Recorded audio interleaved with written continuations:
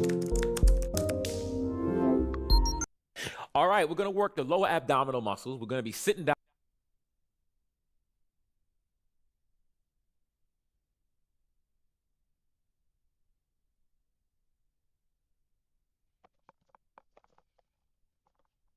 Good morning, everybody. How are you guys doing today? I'm going to switch back over here. I got everything set up. It is our 10-minute workout and conversation about weight and fitness. I've had a cup of coffee. I've been out with the chickens, and there we are. Good morning. Yeah, I've got everything set up back here, or we will have everything set up back here. It just takes a minute. I push the chair over, grab the other chair. My wife gave me some chores to do this morning. I already got those done, so we can hang out for a while if you guys want to. Um, and let me unhinge this chat. Put it over here. Give you guys a little more space. There we go.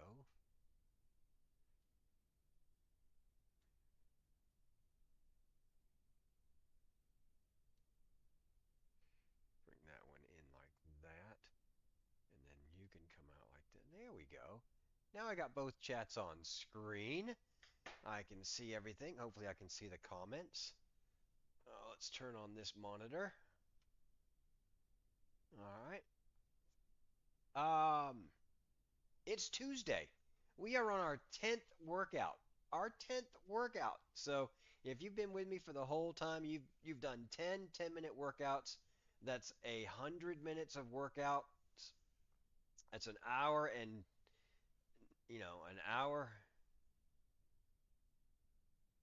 40 minutes. So we are on our 10th 10-minute workout. 10 times 10 is 100, so that's 100 minutes of workouts. Am I feeling it yet? A little bit. When I put on my socks, it doesn't seem like it was as hard a week ago. So little things about, it is September 17th, Tuesday. I need to start the recording and then pop back over here, but I just wanted to say, hey, I'm gonna, we'll start at about 8 o'clock, maybe 7:55. Give people a minute to get in here if they want to kind of come in and hang out and start the chair workout with us. Um, I've got everything working over here. I've moved my chair over a little bit. I was noticing I couldn't stretch my arms out without hitting the wall, so I've moved over slightly. My next thing is I'm thinking about actually moving the camera um, to a different location, but I think I have plenty of cord, but I'm not sure. I'm not sure if we're going to do that or not. But we will see. We will see. Um, uh, like I said, I have a couple of different. I'll have to take some stuff out. Maybe a camera holder that came with a light that I bought, a streaming light that I bought. But we'll see. I'm thinking about it. It's just ideas running in my head. But maybe maybe don't change anything kind of drastic. I like that the video shows up right here that we're watching, and I like Donovan Green. I think he's a good guy. I like the Chair Fit Camp videos. I think they're working really well.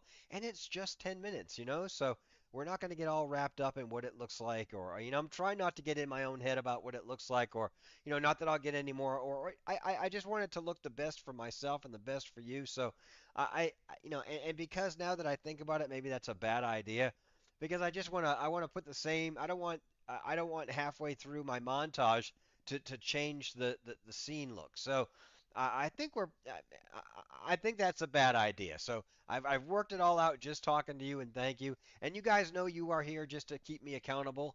And I appreciate you liking the stream and hitting subscription. Subscribe to me over there on YouTube. And if you feel like, you support me on Twitch, by all means, I'd love the subscription. And on Twitch, you can support me without even spending a dime. You can just use your Amazon Prime free subscription on me if you want. I would appreciate that too. So I'm doing this for me. I'm doing this for you. If you want to come hang out and do it with me, by all means, it's free. I usually try to run an ad beforehand, and let me switch that over because I want to do that now too. Let me bring up my Twitch stream here and bring you over here and bring up my Twitch. That is what that is. All right, that's her. This is me, dashboard creator. There we go. I am live. It looks good. It looks excellent. Nice. Nice. I don't need to run an ad, so it there it is. Come on now. It was doing this to me yesterday. I was watching on stream yesterday. I was watching that the Twitch seems to skip and stop and start but it says it's excellent. Everything says it's working out fine. So I don't know why it would be jittery like that. I hope it I hope you're not getting a bad experience on Twitch. And if you are, it's not me. Everything in mine is set up right. Everything's working on YouTube right. I'm getting a clear, concise, YouTube feed. So everything on my Twitch feed says it's excellent, and so that's all I can say. Um, if you're having a bad experience on Twitch, I don't know why. It seems to be jittery and stopping and starting. Excellent, and so that's all I can say. If you're having a bad experience on Twitch, I don't know why. Yeah, it just seems like the videos. But it says I recommend no changes. Everything's excellent. The feed is coming through good. So, anyways, it's usually Trash Truck Tuesday. Oh, look, we hit 7:55. So I'll give it just another minute as I blather.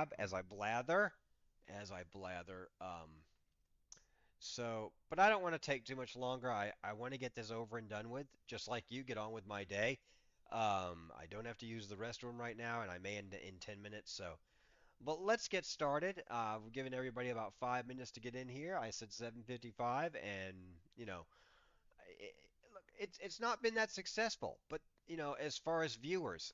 But hey, people have lives. People want to do things. I just want to give people the opportunity to do a quick 10-minute chair workout at the home. And it's up to you to come by and hang out. But I'm doing it because I've already told you that I'm going to do it every single day for the next 80 days. So we're at number 10. So that means, and we started at 90, so we have 80 days late. 80 days left to do this a chair workout until we head to over the ocean, get on an airplane for 22 hours with actually it's almost 24 hours. But we won't be on a plane for 24 hours. It's about 20 hours of flight time. 16 and 6. What's 16 and 6 is it's like 22. Yeah, it's like 22 hours of flight time, and there's 2 stopovers, a little bit of layover and then the time change. And by the time we get into our hotel on by the time we get into our hotel on Sunday night, is it Sunday night? Yeah, I think it's Sunday night, early Monday morning. Yeah, by the time we'll have traveled for 24 hours at least, been traveling. And not that we wouldn't get any sleep, we get plenty of sleep on the plane. It's just you're not in your bed, you're not laying down. So, but that's we'll talk more about that in December. All right, well, let's get everything started here. Just a chair workout, 10 minutes. Let's do it. Let's do this thing. Let's have some fun. Let's skip back over to here. All right, let's start the recording. Let's do this. Let's do the chair workout. Boom, there it is. That camera looks good. Let's start the recording. All right, that's good. That's working. And we'll start Donovan. Down the whole entire time. So if you have issues and you can't get down to that ground, it's okay. I'm going to be teaching you how to do things while you're sitting down. Also, if you can't get down to the ground, I'm going to have workouts for you too. Okay? It's not just about just one person. It's about the entire people or the whole universe. I'm also training aliens too, in case you wonder. So if you're an alien, reach out to me. That's my language. All right, here we go. 30 seconds of work. You get 15 seconds of rest. We're going to start off with a simple march it in place. I'm scooting to the edge of that chair, activating the lower abs, hands behind the head, and let's lift up. Let's go. Come on. 30 seconds. So what I'm doing, I'm aggressively lifting that knee up. I'm not just picking the knee up. I'm kicking upwards to fire up those abdominal muscles. If I'm just lifting it, it looks like this. It looks like the same, but I'm just lifting, right? I'm using the energy to really pop it up. There we go. Breathe. There we go.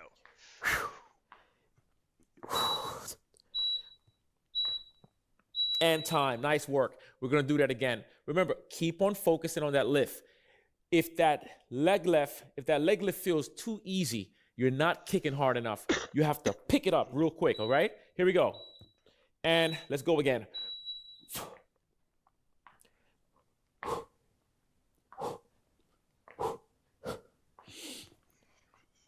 There you go. Remember to activate that core. 15 seconds. Come on now. You should feel the legs getting tired. Start to feel a little heavy. And I'm doing a little crunch in between that too. You see it? 3 seconds. That's what I'm talking about. Nice work. Next move. I'm going to go from here. I'm going to tap in and tap, okay? We're going to bring it back to kids again. All right, let's be kids again. Yeah. All right. 3, 2, 1. Let's go. I'm doing a nice rotation on that torso on the top here. So every time I rotate, I'm activating the oblique muscles and I'm lifting those legs. I'm activating the lower part of the abs. Obliques are to the side of the abs. The lower part, of course, is lower here. Here we go. Come on. Let's go. Keep it going. Rotate. Hold that stomach in. Pull that belly to that back. 3 You've seconds. heard him before. And time. Good job. We're going to do that again. The lower abs, as you can tell, requires a lot of leg raises. That's how you really fire up the lower abs. And it's not easy to target that area. So trust me. Let's go again. Here we go. Yep. Oh. Come on. Keep it up. Big inhale. Big exhale. Don't forget that twist.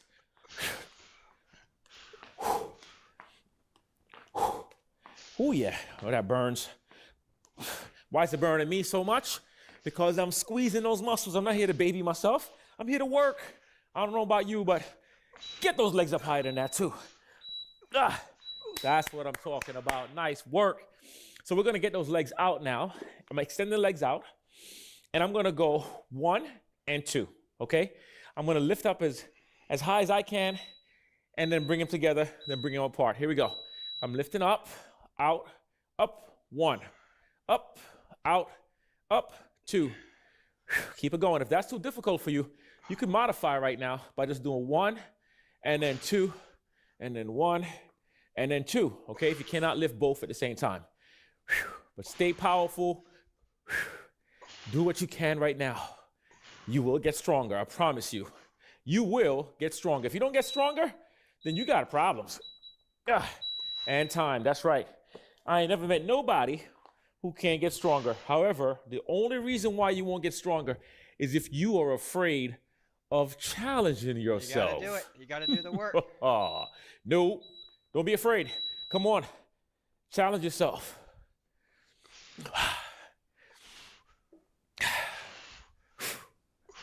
There you go. Come on, you got this.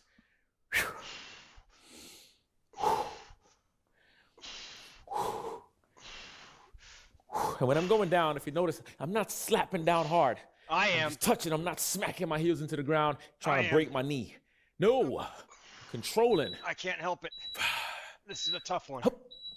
Oh, that felt so good. Nice work. Woo. Knee raises coming towards the elbow. I'm going to lift the left knee and bring it towards that right elbow, okay? Hands behind the head.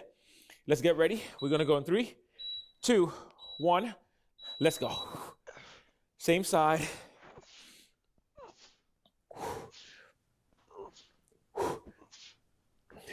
If you cannot get your knees up to your elbows, then do what you can.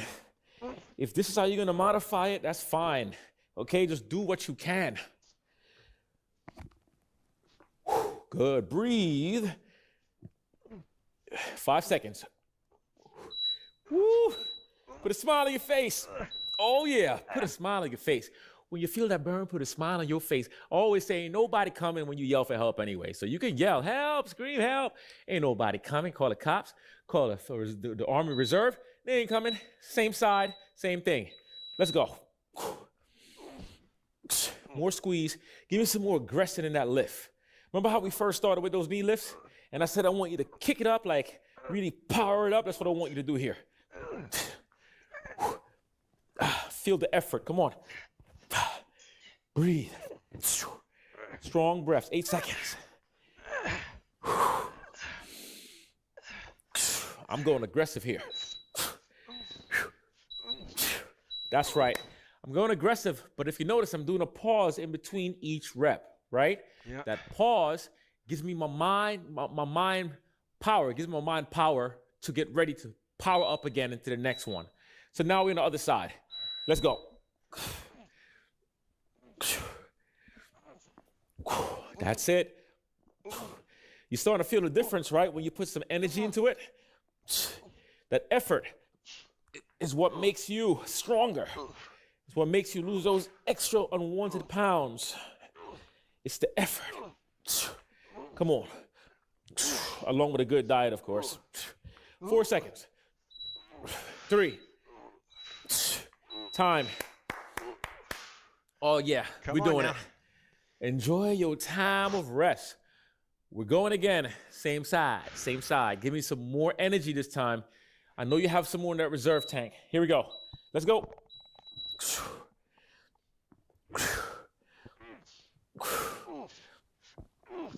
Yep. That feels good. Come on, keep on going. Don't stop.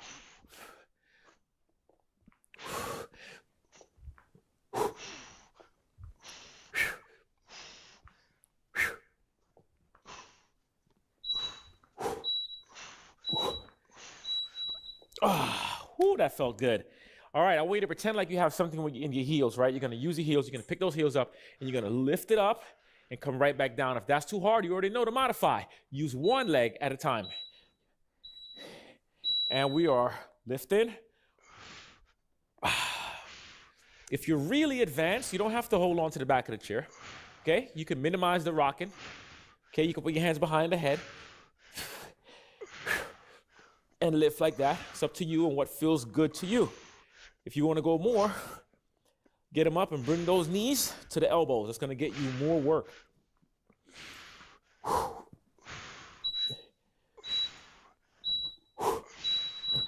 Good. That felt so good. We're hitting the lower abs. Remember, this is about lower belly fat. It's not easy to hit that. The reason why we gain so much fat here and we don't lose it as much is because you don't develop a lot of heat in those areas like you would in the big muscles like the glutes. Let's go. So you have to put emphasis on building some heat in those areas. That's why those belly wraps is so good, because it helps to increase the heat in that spot. Some people disagree with that, but I agree with it. And when you get your diet together, you start watching that sugar, and the alcohol and the coffees and all these things that stimulates your body in a negative way, you don't need it. One more. That's what I'm talking about. Wow, that felt so good. Okay, we're gonna go left leg, extend it out. We're gonna lift the left leg up, hold it, and lower it down very slow. Ready? And up, lower down. 1, 2, 3, 4, 5. Up, 1, 2, 3, 4, 5. Up, 1, 2, 3, 4, 5. Up, 1, 2, 3, 4, 5. Up, 1, 2, 3, 4, 5. All right, that's 5 sets there. We're doing the other leg, same thing with a smile, okay? Let's just do this one, and then we are done. Here we go. 5 seconds. 4, 3, 2, 1. Up, 1, 2, 3, 4, 5. Up, 1, 2, 3, 4, 5. Up, 1, 2, 3, 4, 5. Up. 1, 2, 3, 4, 5. Up. 1, 2, 3, 4, 5. Oh, that's it. That's the 10-minute workout. That's it. Donovan Green Fitness all the way, baby. You ain't getting no coach like this guy. I'm telling you that now. You are not getting any coach like this guy. I'm here with you 100%. If this is your first time working out with me, I want to welcome you to the channel. Head on over to donovangreenfitness.com. Consider becoming a subscribed member to where your financial, what can I say, your financial donations. All right, we're going to turn him off for just a second. Woo! All right, let me come back over here. Stop the recording. And change to my face cam. Was that great? Was that 10 minutes? That was like over like that. Come on now, it doesn't even seem like very long now that we've been doing it 10 times. So that was our 10th time. We've done this for 10 times. 100 minutes. We've done 100 minutes of workout. Woo! Yeah, we're not at 1, we're not at 2, we're not at 5, we're not at 7, we're at 10. We just finished 10. Tomorrow will be 11. Come back and join me. Come back and see me. It's just 10 minutes. 10 minutes of your day in a chair. In a chair, do a little bit of workout. Yeah, I've got a little bit of sweat going on. Yeah, I got a little bit of a glow. Yeah, I feel it. I'd have chosen something more difficult if I didn't feel it. And, I don't know. We're just going to. I hate to get excited about this, but I am excited about this. If it works, that's great. I want this to work. I want to be fit.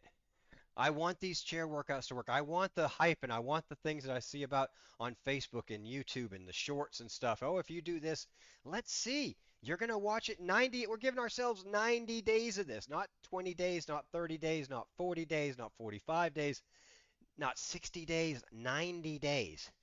All right, we started this on the 12th of September. It is now the 17th? Did we start on the 12th? When was the 12th? Bring me a calendar up. Give me the 12th. Give me a calendar. Give me a calendar.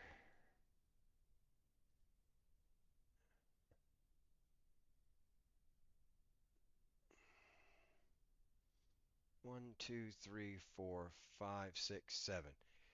All right, so we've been doing it for 7 days now. Yeah, I started on Wednesday. I started the 11th because I knew I was leaving on the 14th. So 1, 2, 3, 4, 5, 6, 7. Yeah, so we've done 7 of these. I have 3 more videos in the bag because I was testing it one night and testing the recording, and then the next day, on the 11th, I did my first one. So yeah, we've been going strong and doing the supplements, and still doing these supplements and stuff like that. So 90 days, 90 days, folks.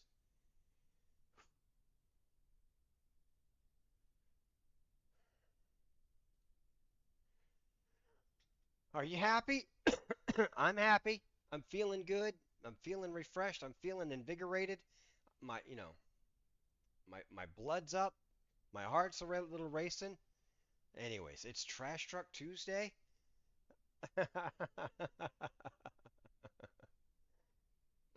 We don't mess with Trash Truck Tuesday too much anymore. So, but it's just a 10-minute chair workout.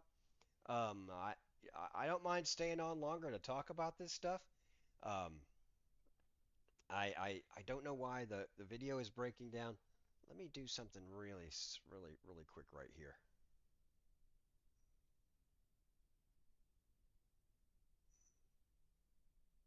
YouTube, you still with me? All right, we're going to start the Twitch back up and see if we can't get better frames going on. There we go. Twitch should come back in just a second. Go ahead and hit that refresh button on Twitch.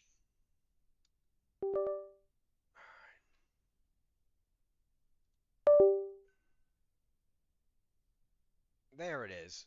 Twitch is back. Running an ad.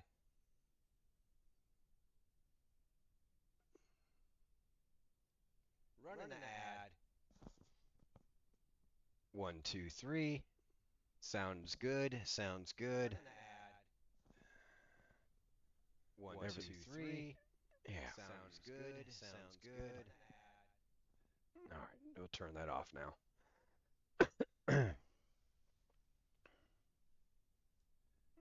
we'll turn that off now.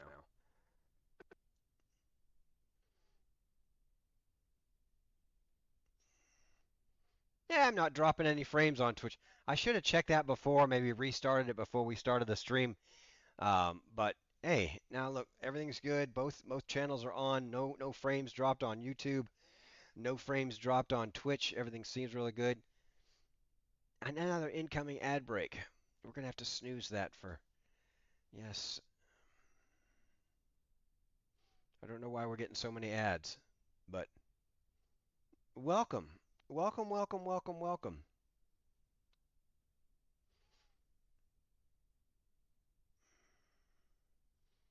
I guess we're gonna get double ads today.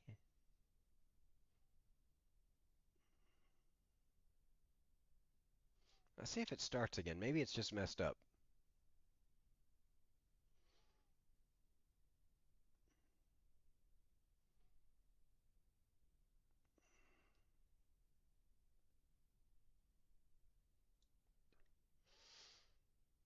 Anyways, we'll wait for Twitch to get back, YouTube.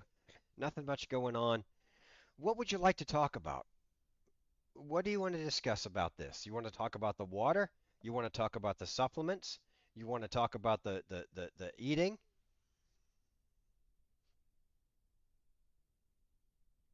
You want to talk about the exercise? So I've changed 5 things about my daily walk in life. Yesterday I had apples and strawberries and boiled eggs for breakfast. Today I'm going to cut that back to apples and strawberries. For lunchtime today, I'm going to have a little bit bigger lunch. It's going to be a burger patty with a fried egg on top. So I'm moving my egg, from the morning. I'm moving my egg to the afternoon,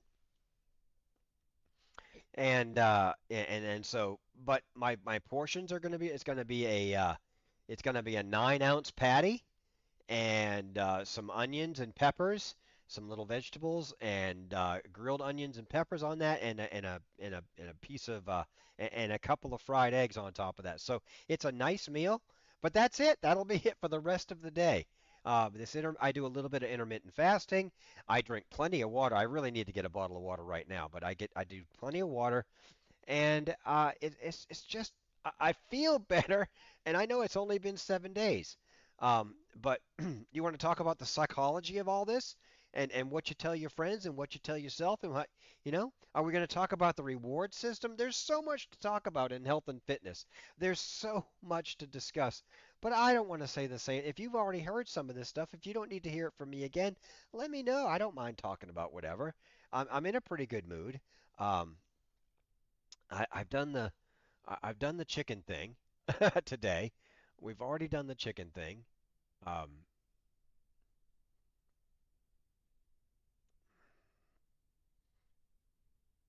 let's shut him down there. So no Glock video yet.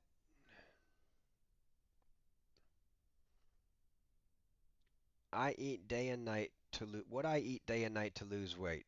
15 kilograms per month belly fat melts away. Cabbage. Yeah, let's talk about cabbage. Cabbage is a big antioxidant, good for the gut, good for the, if you found yourself needing a quick meal, steam up some cabbage with a little bit of salt and pepper and a little bit of onion powder. Um, oof, oof. You talk about, and no, I'm not talking steam it down to where it's gooey. I'm talking just about a nice little 10-minute light steam, and where it's still got a little bit of crunch to it.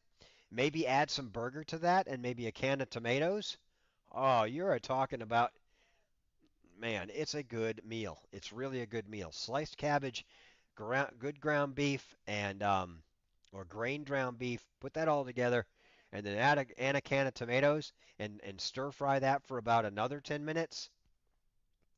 It's about a 20 minute. It takes 20 minutes to make a nice little cabbage meal, and oh, you talk about. Man, I don't have any. We don't have any cabbage. I probably should have got some at the grocery store last night. But You don't want the cabbage, you don't want to keep the cabbage gooey. You don't want to over steam it, but just about 10 minutes steam. You can even take the cabbage raw and cook it with the burger. Like if you have nice lean like 92% burger and a little bit of that, you don't want 70% fat. You don't want 70% lean. You don't want 85% lean. You can get away with 85% lean, but you're going to have to drain it, and that might drain off some of the flavor because I really like to flavor my meat. But you want to take the meat and maybe cook most of the fat off it. Drain the fat if you've got like 85 or below. But if you're at 93%, um,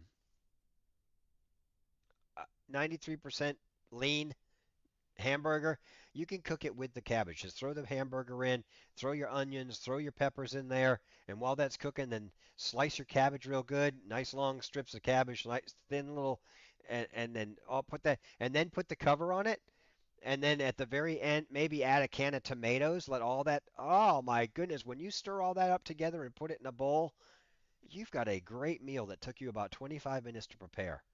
So there's so much to talk about. There's good foods to prepare.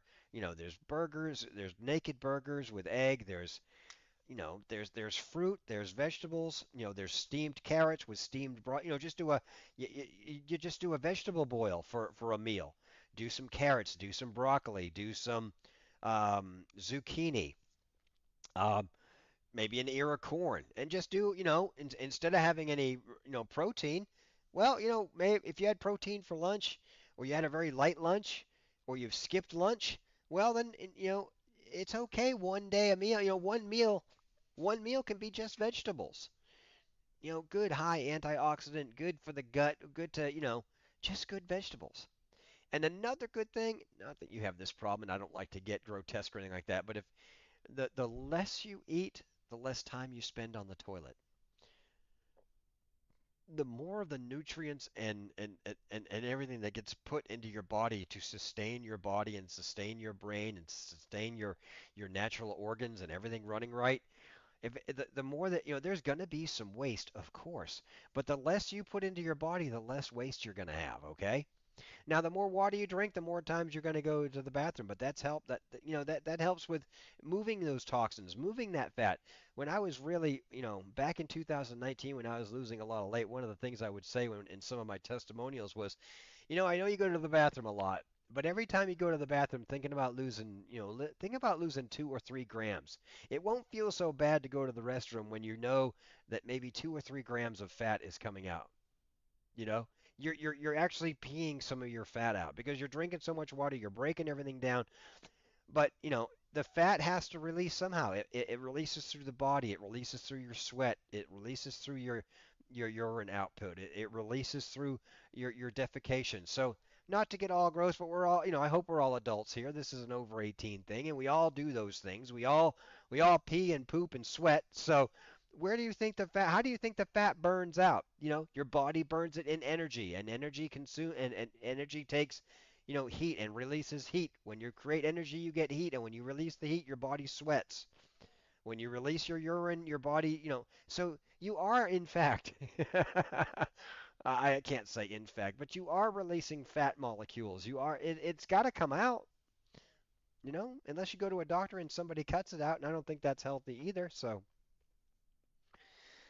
Ah, all the things you can talk about. There's so much you can talk about. I've already been on for almost an hour, um, and it's been good. Um, but let me also do. Let me see. What do I want to do here?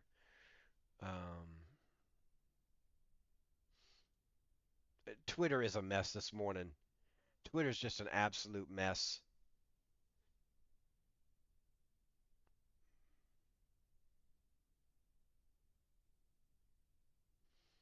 The dude doesn't want us to farm. How does he want us to eat?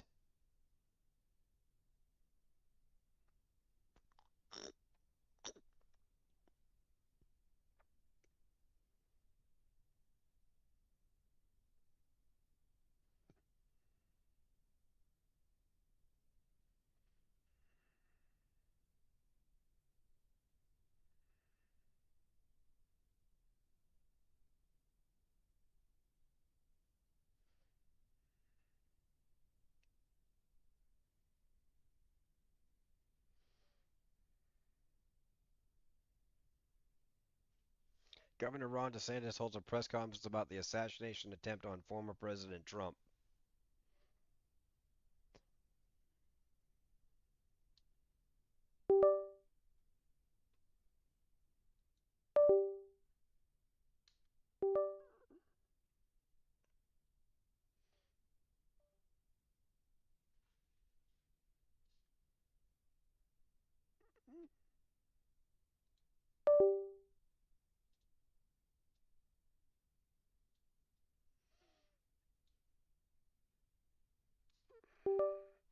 Just so you can see what I'm seeing. But I promise, Twitter's a shit show today. Twitter is an absolute shit show.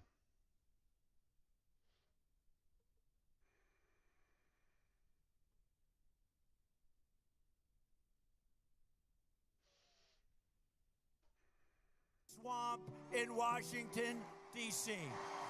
His instinct is spot on. The problem is that in Washington, it's not just about a few corrupt individuals. It's a whole crooked system. It's the federal agencies, it's the lobbyists, it's the think tanks and research organizations, it's the university and the academic groups and the media. And it's the corporations that have captured these agencies and turned them into sock puppets for the industries they're supposed to regulate. Well, I've spent 40 years suing almost all of these agencies and many of the industries. And I know the names in many of these agencies of the bad actors who need to be moved out. I understand the perverse incentives that put agency capture on steroids. I know how this system is supposed to work to protect the public interest and how it actually works to protect the mercantile interests of the regulated industries that have captured it. And I know how to fix it. When you sue an agency, you get a PhD in corporate capture and how to unravel it. And that's exactly what I'm going to do with Donald Trump's backing. Let me tell you what we're going to do. We're going to appoint honest officials who don't have conflicts of interest. We're going to listen to whistleblowers and act on their revelations. We're going to slam shut the revolving door that sends industry executives and lobbyists in and out of government. We're going to fire anyone who betrays the public trust or lies to the public. And we're going to prohibit federal agencies from using their powers to harass political opponents. That's what it means to drain the swamp.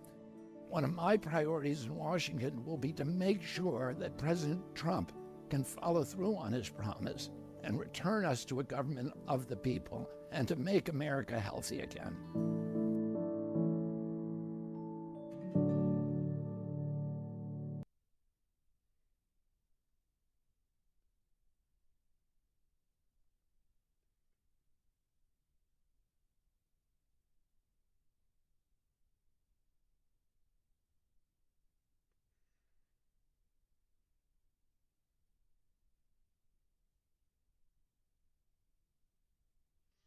This woman is being chased by someone trying to abduct her. She managed to flag down a passing car and jump in to escape.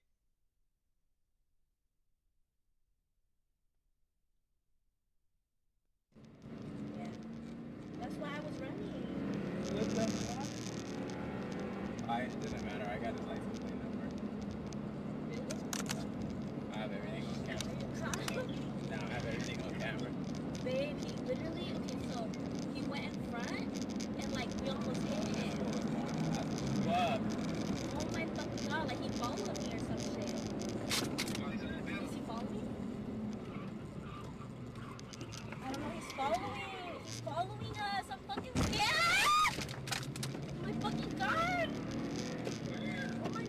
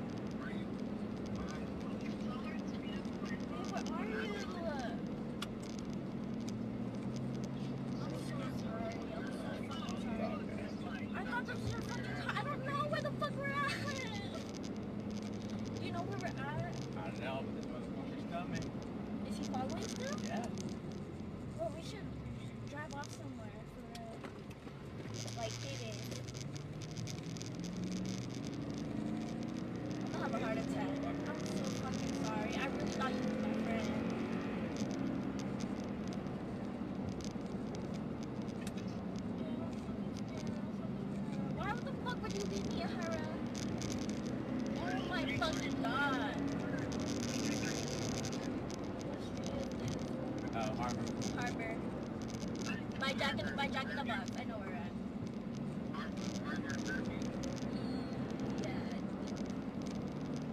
Yeah.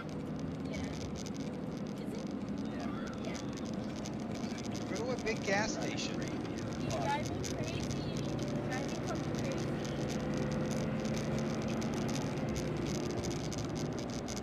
How the fuck are we?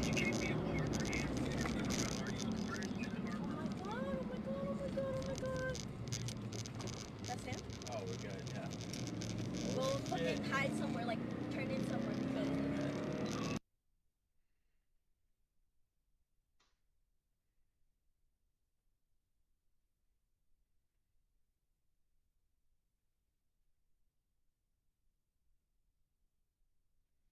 I kind of want to think that this is fake.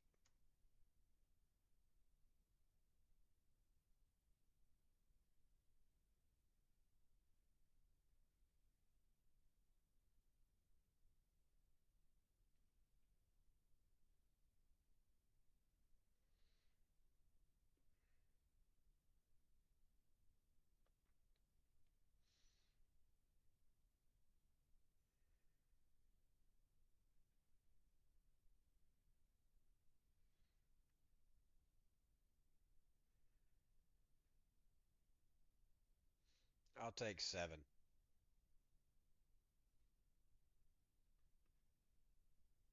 Hey, man, how's it going? Good morning. I've already done my 10-minute workout. And now I'm just looking at crazy Twitter today.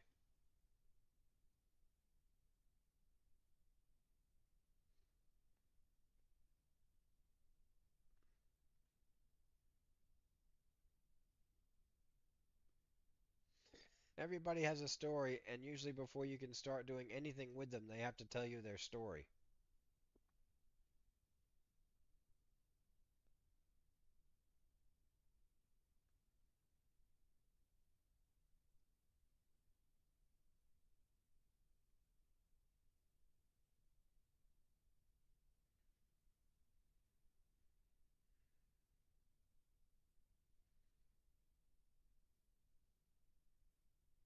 Meanwhile, American small businesses are getting fined for code violations. Illegal migrants in Brooklyn, New York are using public park to cook food and sell off of shopping carts.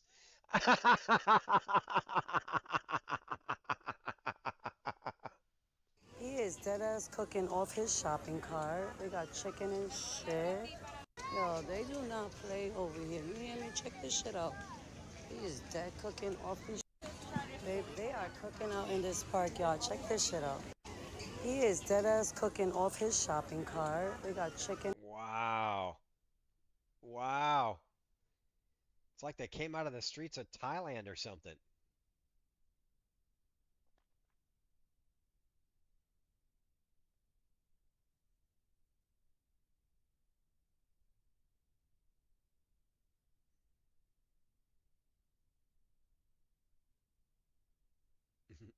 In every single restaurant, the people willing to talk to us, we could only find one Harris supporter in every restaurant, and we left no stone unturned. Wow. In Nevada.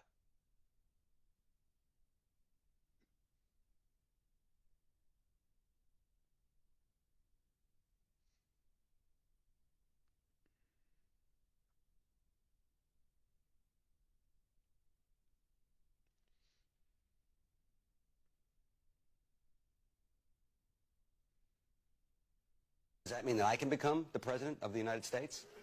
And he turned to me and he said, and I'll never forget this, he said, no. Our parents all smoked, our mothers smoked and drank while they were pregnant, teachers could kick the shit out of you, there were no seatbelts, we'd have 8 or 9 kids bouncing around inside cars that were made out of real steel, and if you fell out one of the windows while we were driving down the highway, hell, it was just more food for all the other kids, okay?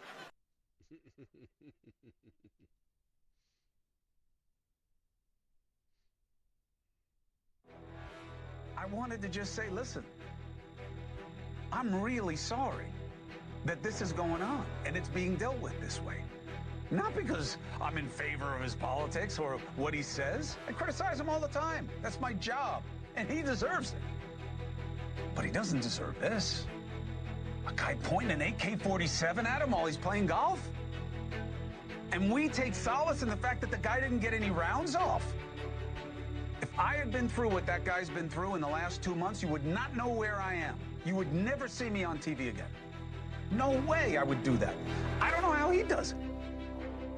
He's got kids, they're adults, but he's got grandkids. He's got a wife. People giving crap to Melania Trump, worrying about whether or not there was a plot around his husband. How could she not? People mock her. And then her husband has a guy pointed with an AK-47. Where are those people apologizing? That's what it's time for. We are playing a dangerous game with ourselves. He is not a despot in waiting. Okay? I don't buy it. You gotta care when somebody tries to kill somebody. I've told you this before, and I've learned the lesson so many times myself around the world.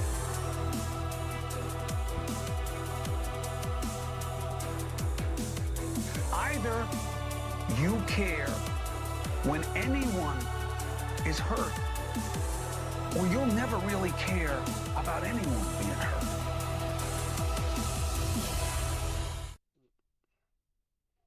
No, I don't, I'm not a big Chris Cuomo, but, it's nice to see some people saying, no matter who it is, you don't take pleasure in knowing that somebody got shot at.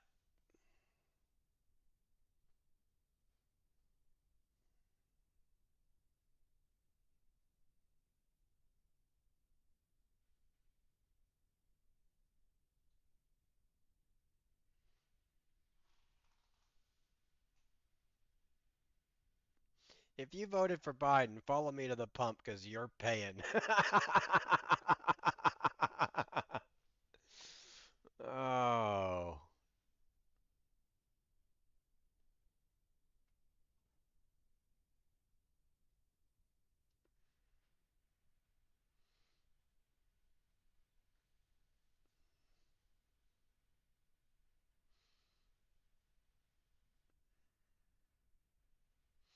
Let's turn the page and chart a new way forward. You're the vice president.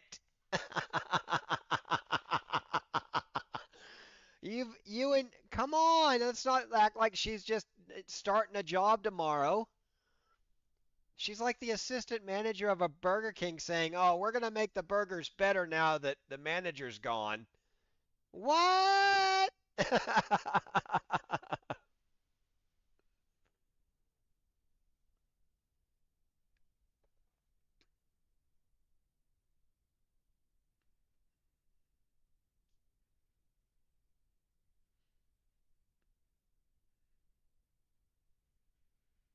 Okay, your emotion that you do at our meetings make it so difficult, Julie. Fuck off. Yeah, and you've told me that more than once also. So if you want to talk about hate speech Me and half the fucking city. You might want to just kind of take a. I'm so embarrassed. How shameful. You people are just shameful. Jules, I don't appreciate. No, don't talk to me. Don't talk to me. You don't know what you're talking about. It's really hard, Talk to me. Stop it. That's bullshit. Okay, your emotion that you do at our meetings make it so difficult, Julie. Fuck off. Yeah. Yeah, let's vote this woman, Oregon. Come on, Oregon. She's your pal. Hate speech Me and half the fucking city.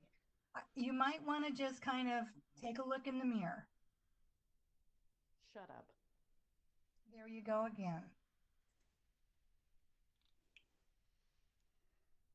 Here, have some shut up juice. Here. You're horrible. The three of you that decided that this man gets the privilege to participate, you should be ashamed of yourselves. Ashamed. Thank you for your opinion.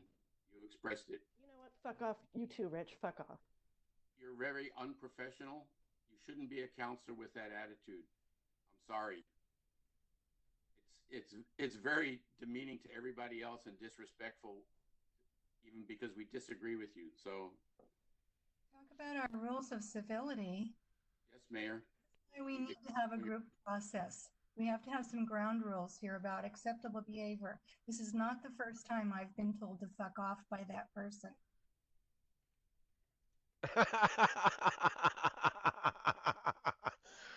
You don't agree with me? Well, then fuck off. Look, I don't mind different opinions.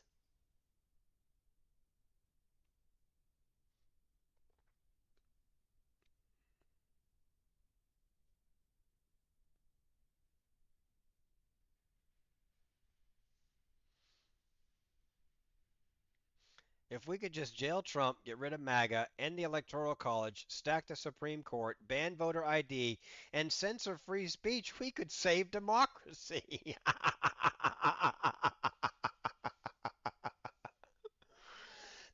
Nobody actually wrote this. It's got to be a Facebook meme or something. Nobody actually really believes this in America, do they?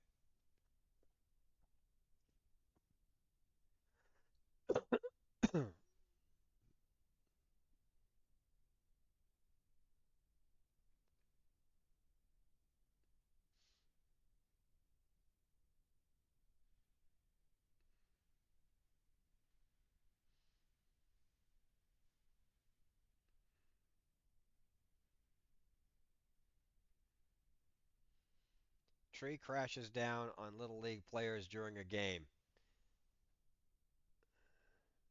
Some hit by branches. Wow.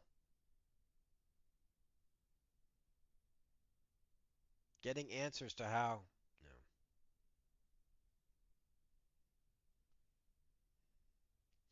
No. Now, this is the kind of shit I can't stand right here. Just so you know. I can't stand it when somebody takes a video that somebody else did and then throws their face. It's just. This is just cheap clickbait right here to me. I can't. I won't even give them the. Oof.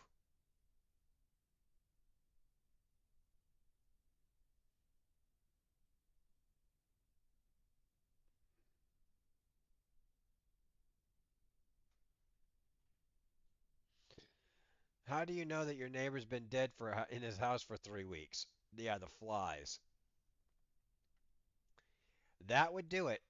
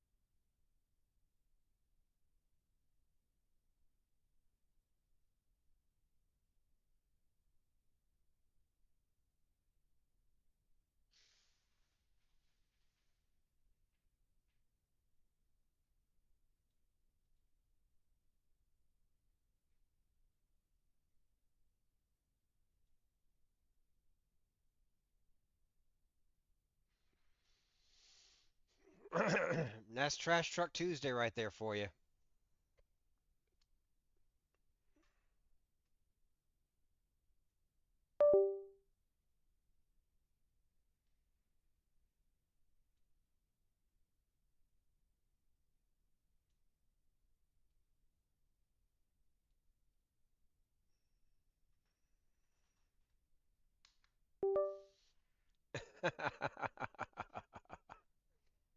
Trash Truck Tuesday.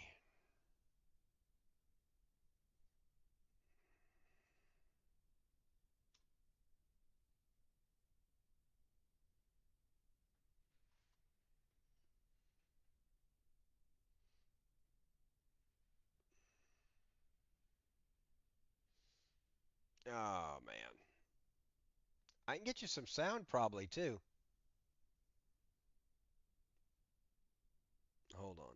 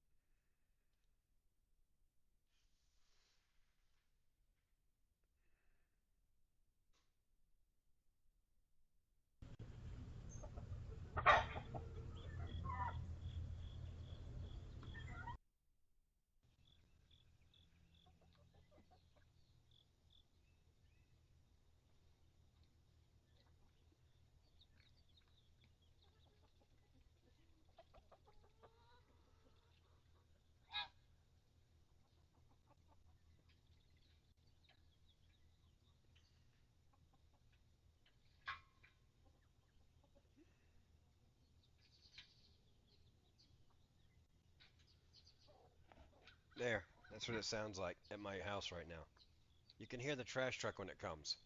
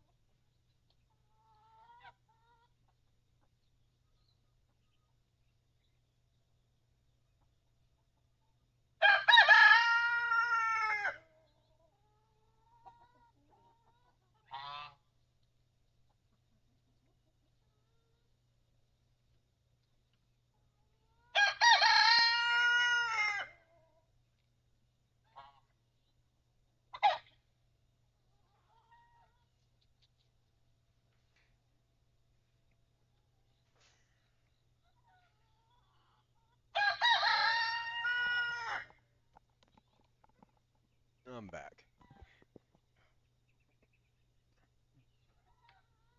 Take my supplements.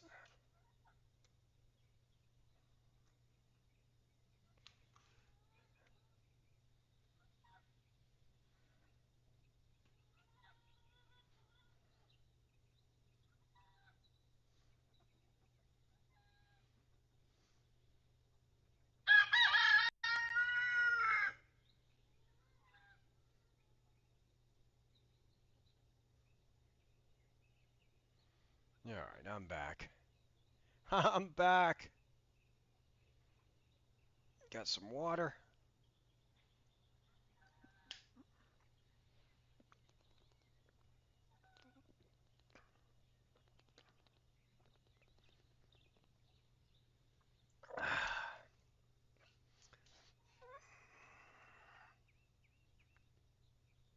Got some strawberries and apples.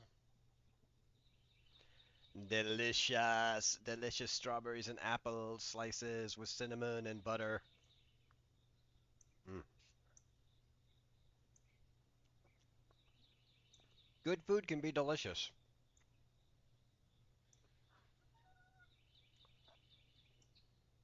Mm.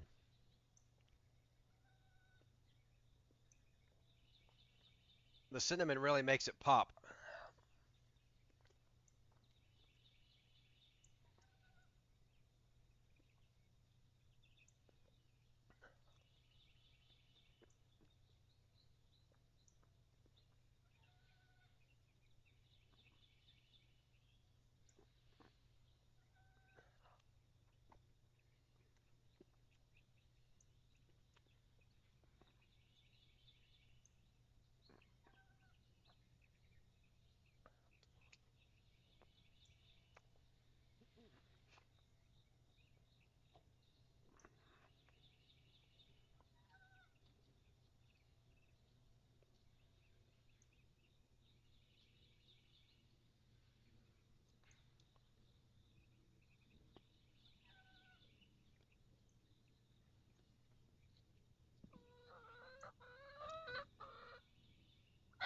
It's Trash Truck Tuesday. We're talking about weight loss and fitness, supplements, waiting on the trash guy.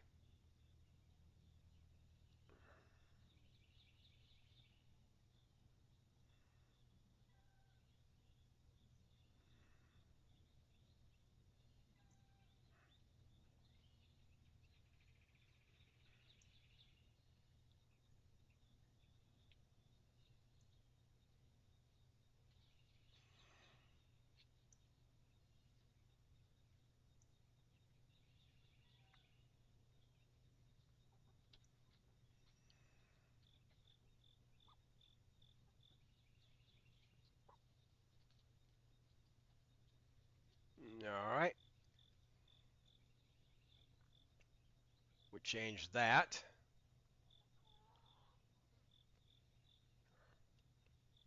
Now we can come over here. Change this.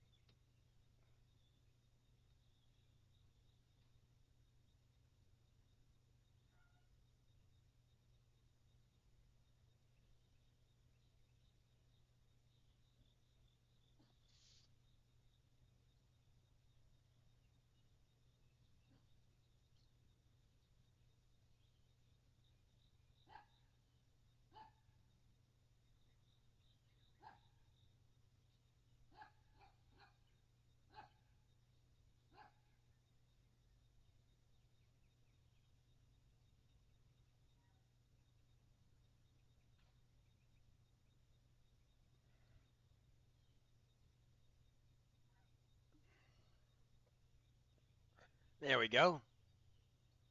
Now we changed. Now I feel like we're doing the right thing. It's now I've changed the titles and people can't tell me that. Oh, I didn't know that was it.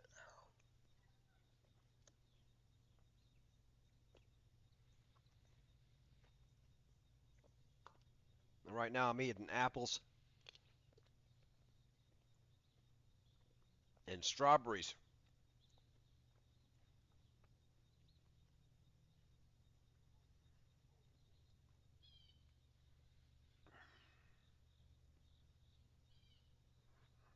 For breakfast.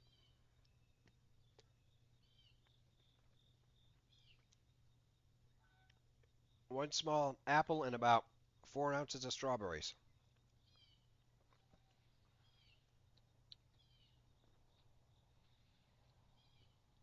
About a half a teaspoon of sprinkled cinnamon and a teaspoon of butter.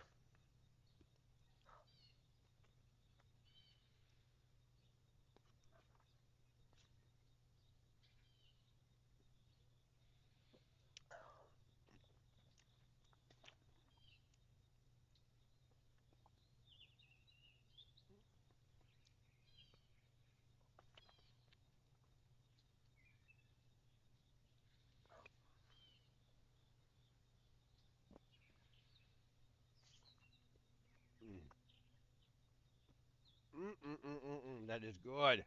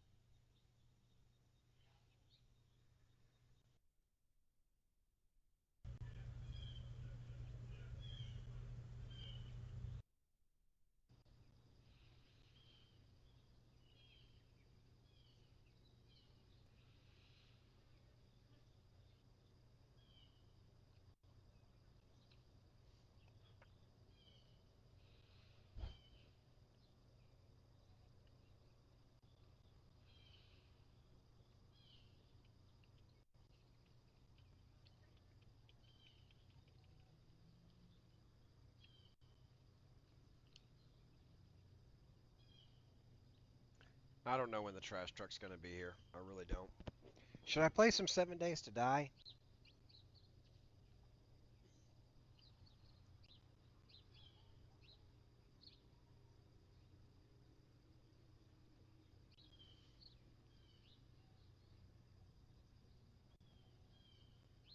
Man, that's good. Man, I feel better. 10-minute workout, a little bit of food, not going crazy, no big fat sandwiches, no bacon, egg, and cheese, no ham and hey, just a nice, easy breakfast. I don't feel hungry. I'm going to drink this bottle of water. Very chill stream. Very chill. Very chill. You don't get much chiller than this. If you're looking for a bunch of excitement and wow, nah. It's just us having a conversation. Just hanging out.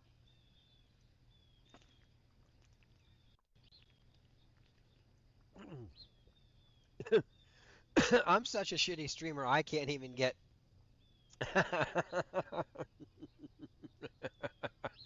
No, this will bring them all in now.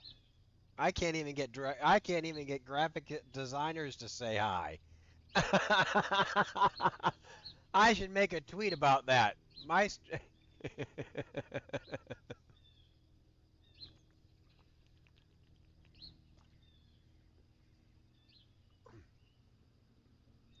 Oh, there goes my neighbor.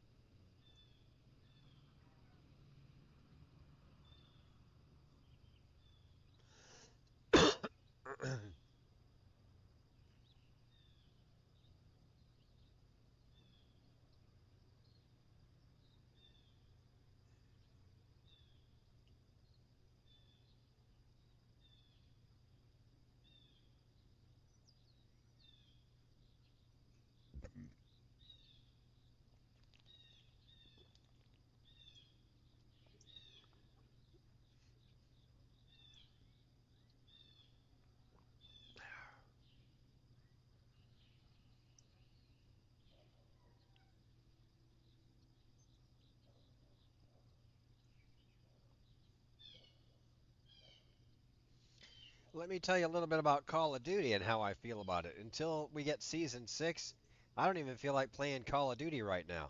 I get in these moods. I mean, I'm at 1,050. You know, the daily challenges. Why do daily challenges if, what are the points for? Why do I need the challenge points? What am I going for? You know, I've already spent all my Battle Pass points.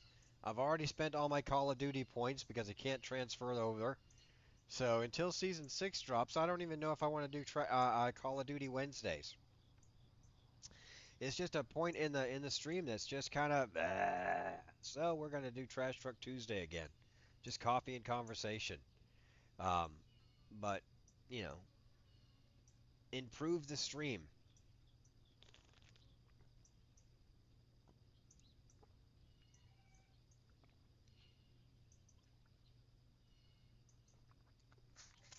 Right.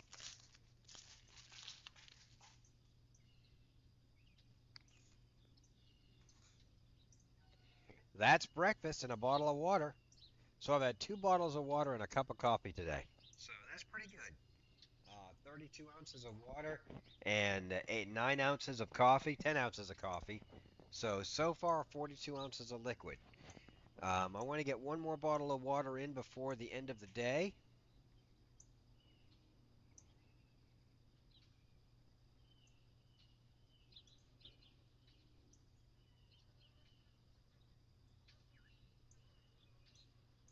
Here. I only got 1 there.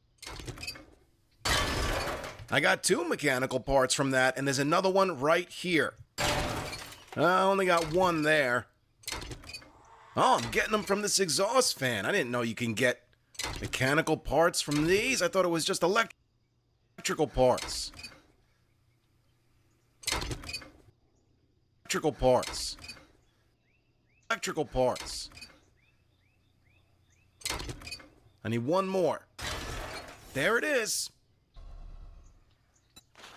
Boom, baby. 6 minutes we gotta wait.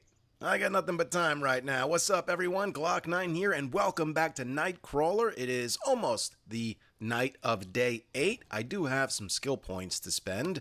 A bunch after the Horde night. 6 of them. Let's go into agility again, taking us to level 7 so we can go deep cuts again. Knife guy 4. Let's go whirlwind again. That makes knife attacks quicker. And I'm going to go run and gun because we did a lot of that last night. And let's go gunslinger again since I'm rocking the 1911 today. There we go. Workbench. Oh, let's redeem that. Another skill point. I'll hold on to that for now. Let's get some ammo crafting in the workbench. And to craft the bicycle, we're going to need more mechanical parts, and I also need another spring.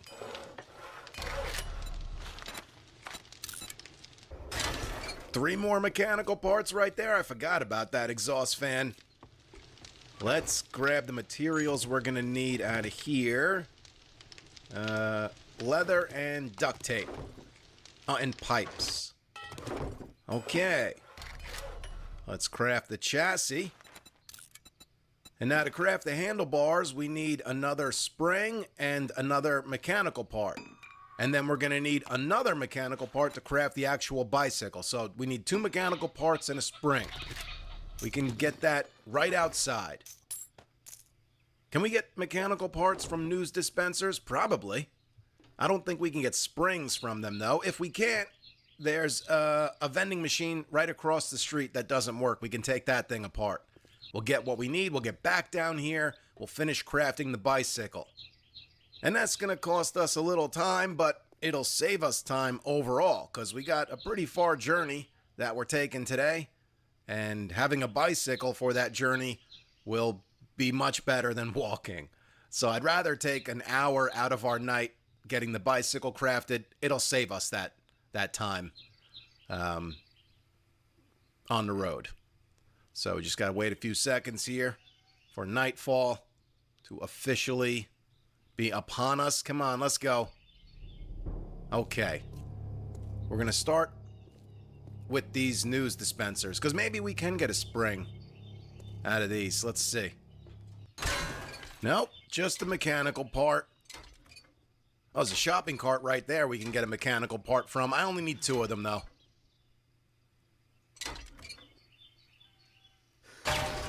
There it is. Now we need the spring, which we can get from this vending machine right here.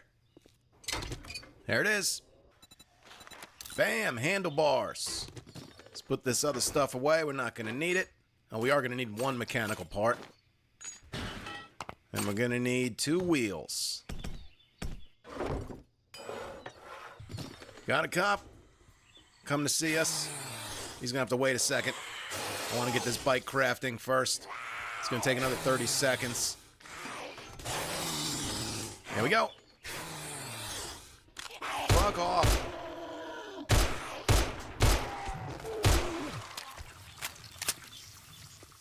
All right. Not bad. Took about an hour, like I said.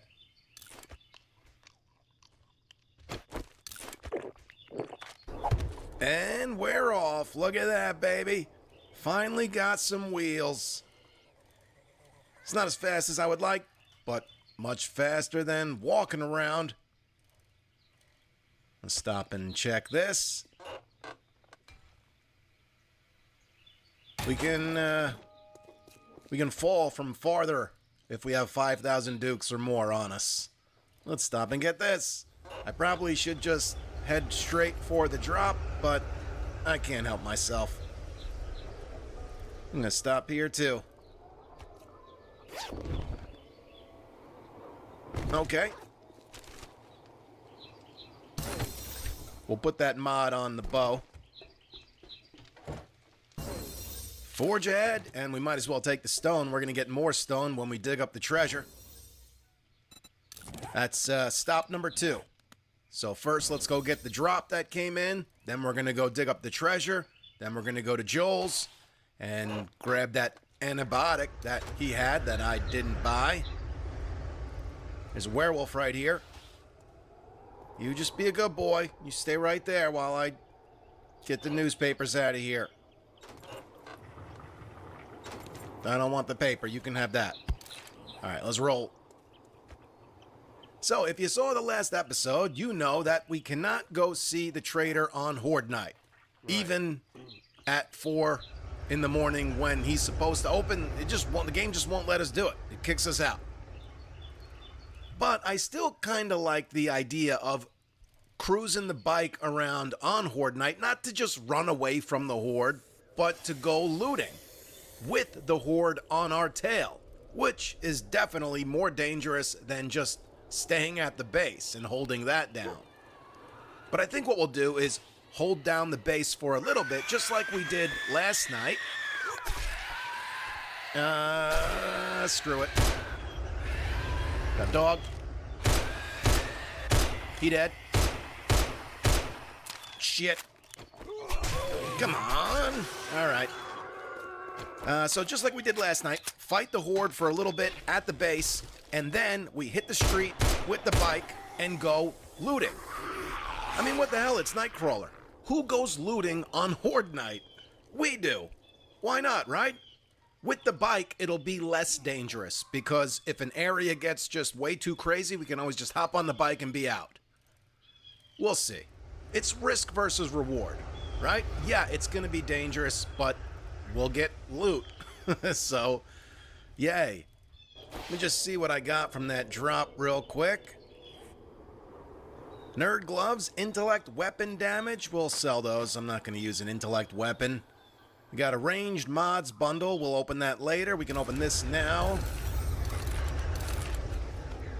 All right. Let's keep it moving. The treasure is right up here. Well, this is going to help. Second trader. It's crazy how close traders are to each other in 1.0. It's pretty clear right now. I mean, there's a bear all the way over there, and there's Big Boy in the street, but we should be fine. I mean, here's another Joel, and the other one is right there. Look how close they are. Whatever.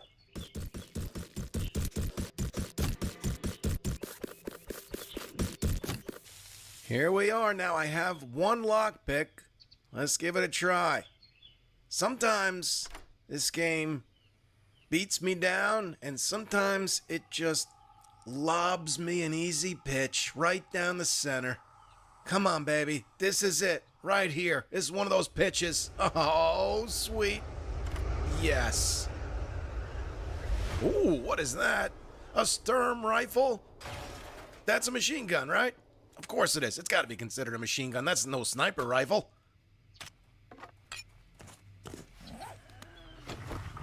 .762. Fuck yeah, dude. Well, we got some time to kill. This trader doesn't open for another couple of hours. So let's just stick around the area. It'd be a shame to leave. What if this troll has an antibiotic too? We'll be almost cured. Still got that lockpick. Let's see if our luck is lingering. I'm gonna try it here on the cop car. Nope. I'm just gonna beat into it then. If a bunch of zombies spawn in, we'll get on the bike, we'll get out of here, run them down the road, and then we'll turn around and come back to the area. Looking good. Oh, well, that's just as lucky as the lockpick.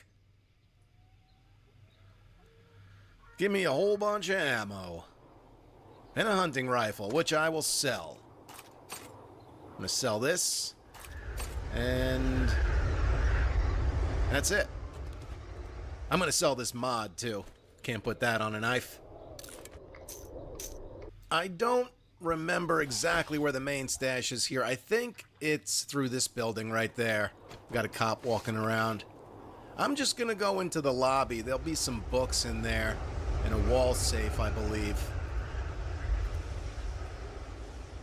Got a news dispenser right here. Machine gunner. Automatic mode does 1% more damage until you miss. I'll take the spring, I guess. We're gonna need more of those. Let's get in here. There's some books. Murky water. Oh, got the cops' attention.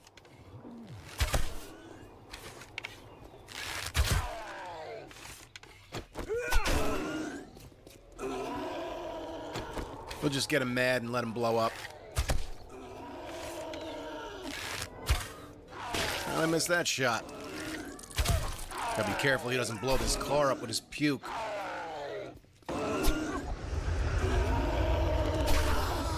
Okay, he's pissed.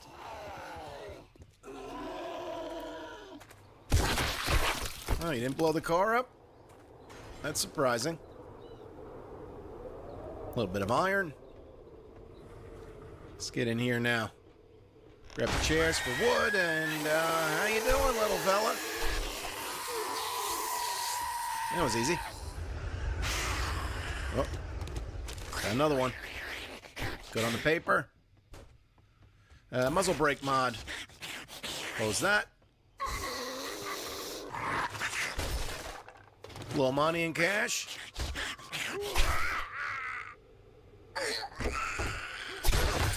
Oh, and a loot bag. How you like that? Bathroom's clear. Murky water. A pill, but not the pill I'm looking for.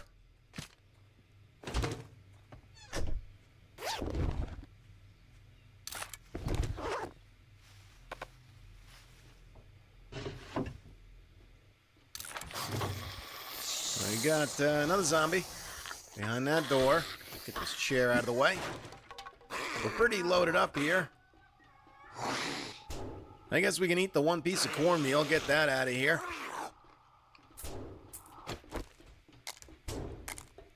Let's see if we can beat into this safe before the zombie can beat through that door.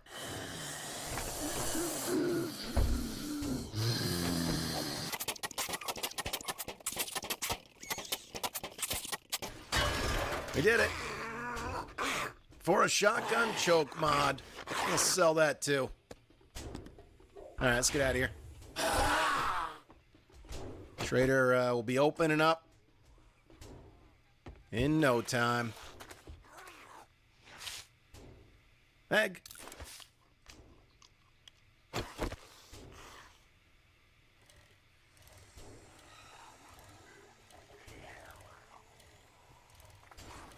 And loot this car out front.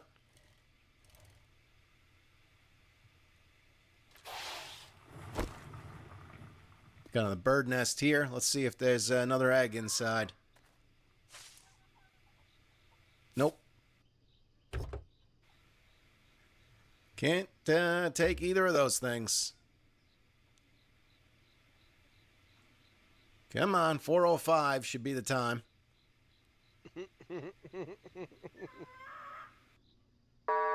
There we go. All right. Come on in to Trader Joel's and be my friend, please, because nobody likes me. I'm so lonely. Poor Joel.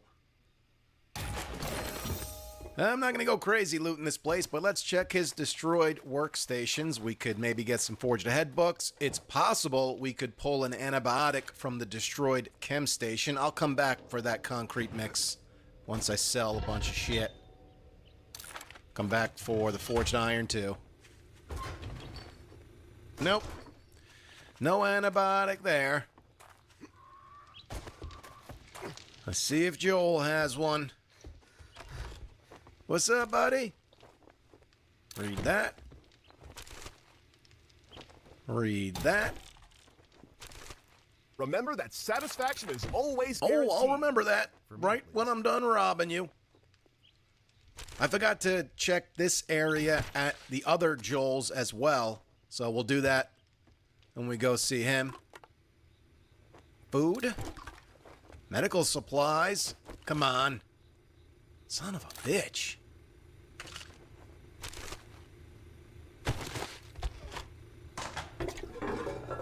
Alright. Whatever. That's good enough. Let's go see. Fantastic. You got the job here we go. done, so here's your payment. Okay. You can have the cloth. And I'll take that. You're in for a treat, You can have partner. all this shit.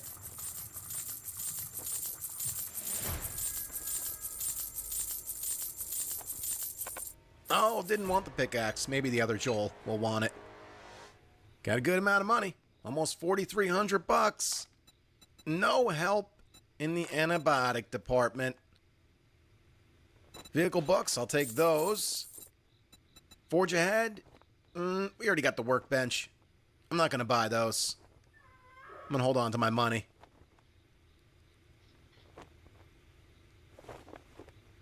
He's got plenty of ammo. But I don't want to go spending No, because you might need it. any more money right now. Let's go see the other Joel. He does have the generator bank, I know. No, let's just I bet your friends let's just will go to the other Joels and get that antibiotic, and then we'll go from there. We'll see what else he has. I think we can also definitely pull off that job that we have. Don't forget, we have the Intro to Buried Supplies job on the map.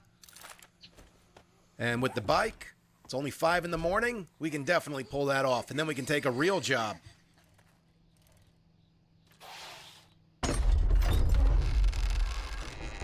If you buy now, I'll even give you a special I did take the discount on your next pickaxe. purchase. There we go. Antibiotic. Let's take that Trader right Joel's now. if you need armor.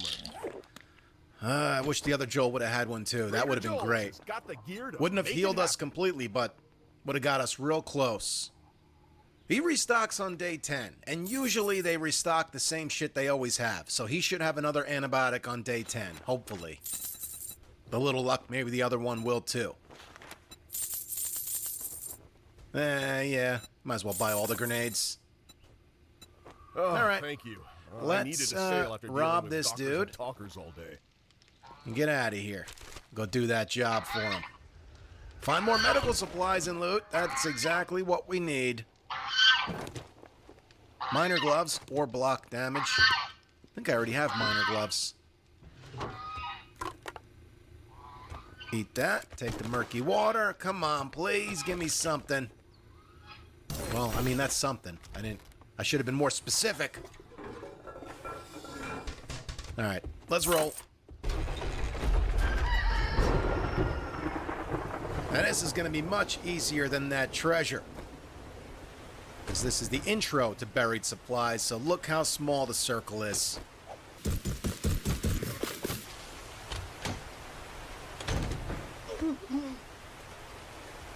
I'll stop right here and get some more wood before I forget. What? Okay. That tree just vanished out of existence. I'll go with that. Let's see what this one does. Doesn't want to fall. It'll just disappear. Probably something that should have been fixed when the game was in alpha, but who am I to talk shit, you know? I never made a game, so I can't, I'm just saying, like, the other trees fall, why can't those? Let's farm a red bag. Come this way, werewolf.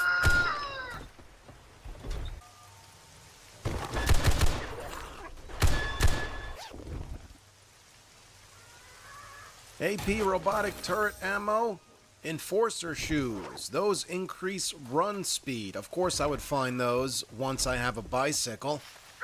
You think those will increase pedal speed? Does it work like that?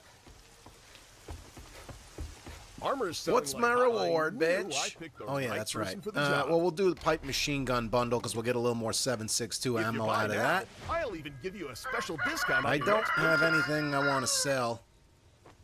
So, I guess we'll just I would take love another to job. set you up on a payment plan, but the Duke wants his payment on time. Let's do the and I like fetch. my legs unbroken. If you want to earn some Dukes, we've Barbosa residence? You've Sure. made the right choice. And that's towards home, which is where we are headed. We're obviously not going to do that job now. We'll do it in the morning. I mean, not in the morning. You know what I mean. The next episode. Let's make a quick pit stop real quick, though. Over here, this is where we fought some of the Horde last night. There's a leather chest in here we can grab. And loot bags still. I guess loot bags don't despawn that quickly. I always thought they despawned in like 5 minutes. These have been here for 24 hours. Maybe because I wasn't in the area, they stayed for longer. I don't know. But whatever. They're here, so I'm taking them.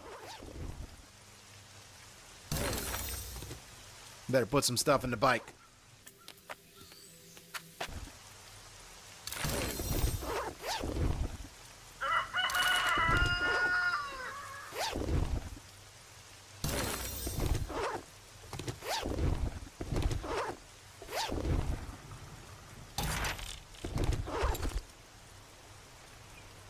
Ten 10% more damage to wolves and an M1N reserve rifle.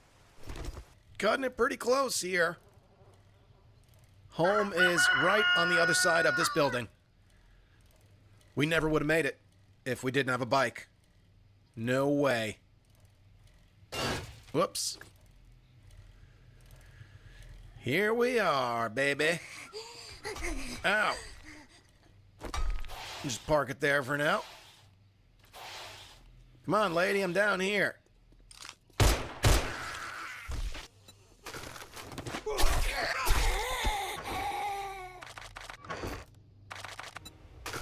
Now let's pick up the bike, too, just in case. All right, well, good thing is the it's a good traders episode. restock on day 10. So when we hit the street tomorrow night and the traders open, it will be day 10. So they'll both restock. So we can go see both traders again tomorrow, and hopefully one of them will have an antibiotic. If we're real lucky, both of them will. We're going to need some more money to buy antibiotics, though.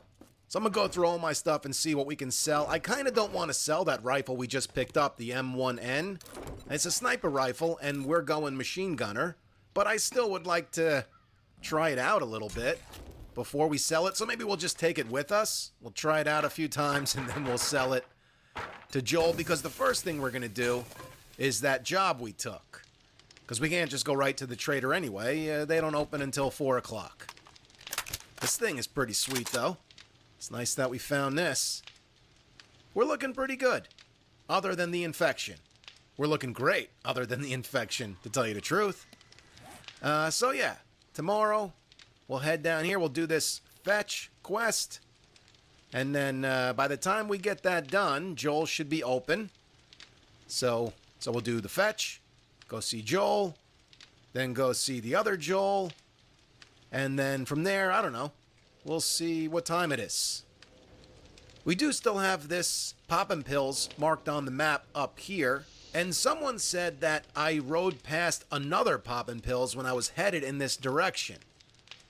So if we got time, we'll head up that way and we'll see what's going on there. Anyway, that's going to be it for this episode, guys. Hope you enjoyed it, and I hope you're looking forward to the next one. Thank you so much for watching and all of the support. You guys are the best. You can follow me on Instagram or Twitter if you want. It's at Glock9Gamer. I follow all gamers back. Stick around for more Nightcrawler, and I will catch you guys in the next episode.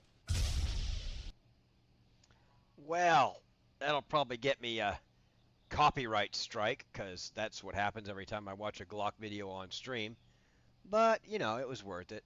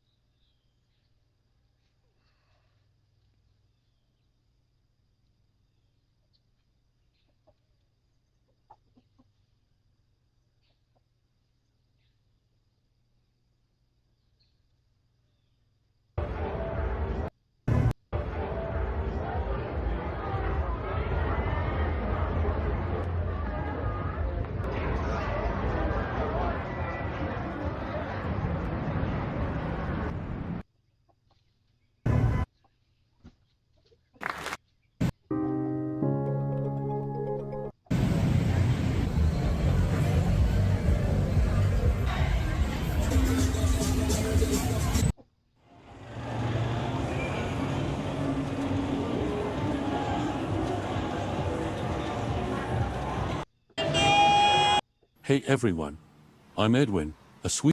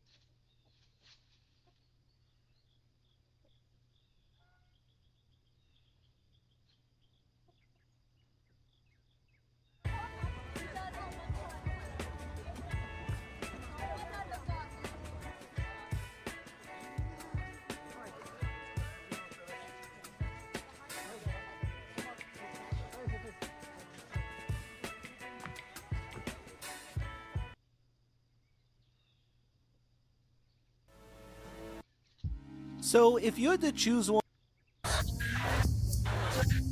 미리. 어. 500.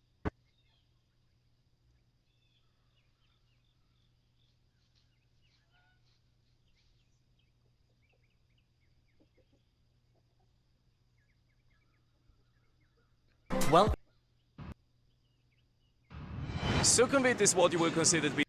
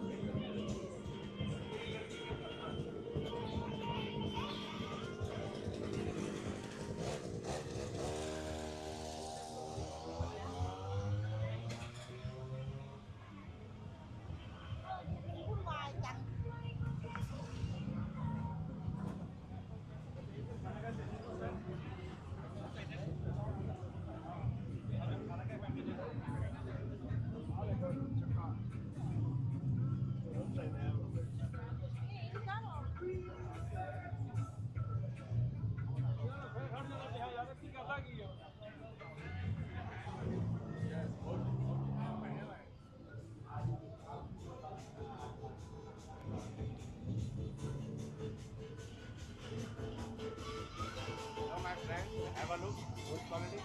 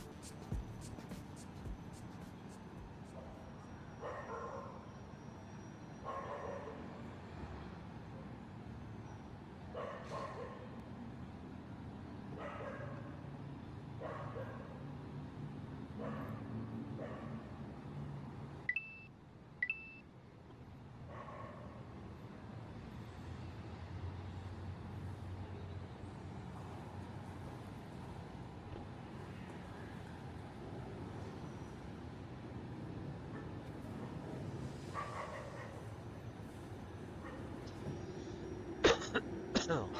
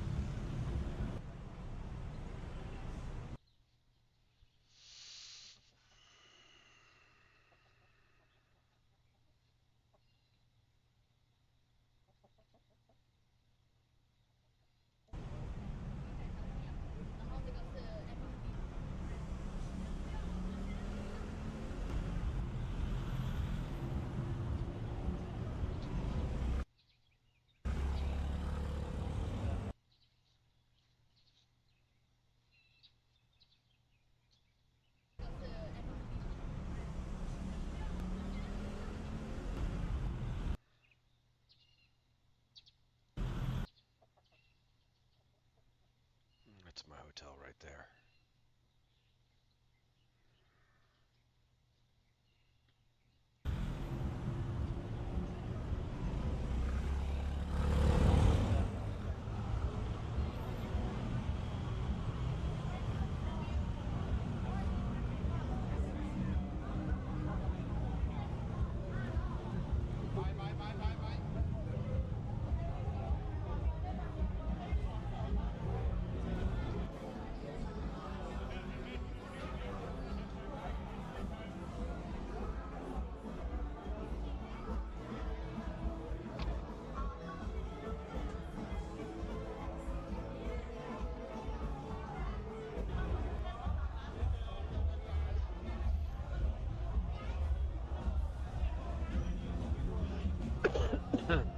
Cannabis Social Club, nice.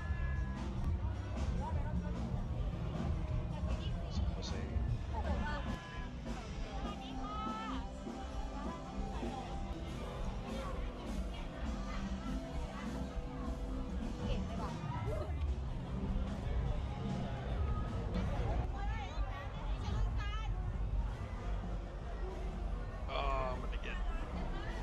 I'm gonna have such fun in Bangkok this year. Oh. My wife usually leaves me alone in Thailand. We go out to do dinner together, but man, you don't have to drive anywhere. It's gonna be fun.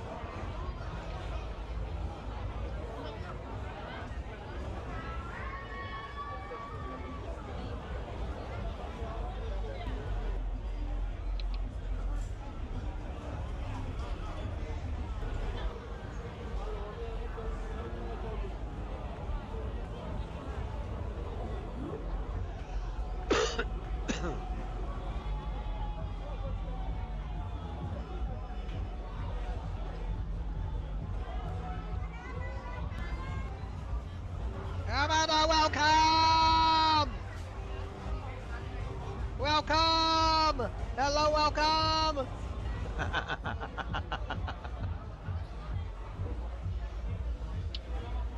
Oh, if you've never been, come with me. I'll be your wingman. Crazy Cozy Bar, L2.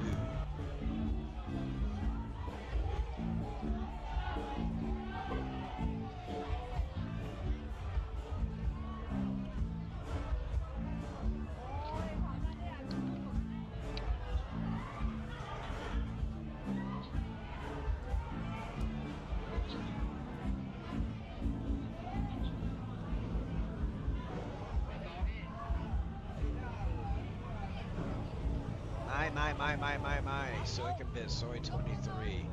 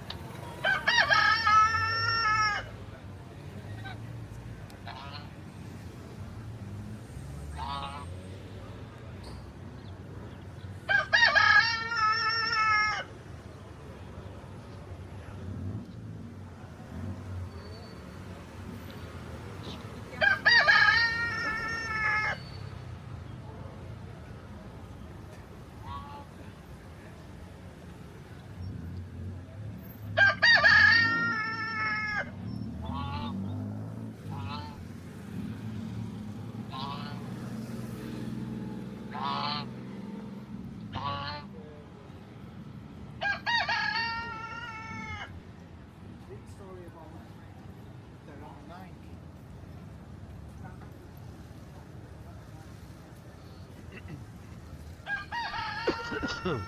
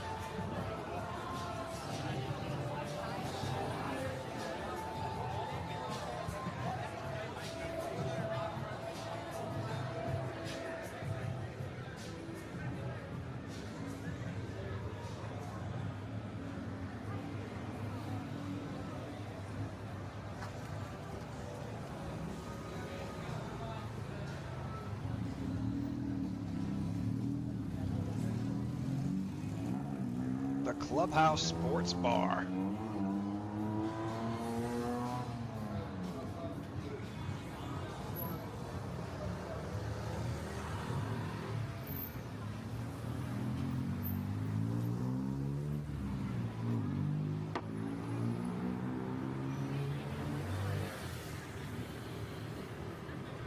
Taipan Hotel.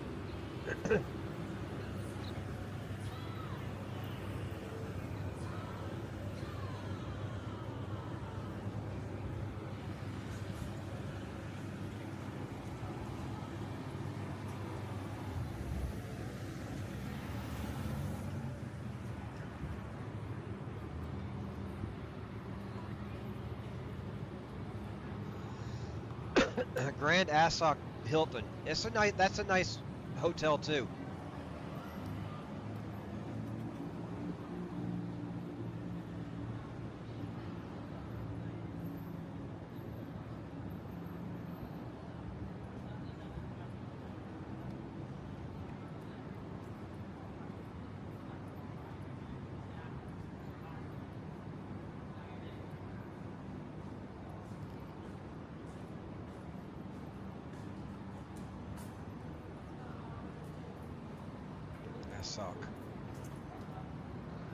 Asok.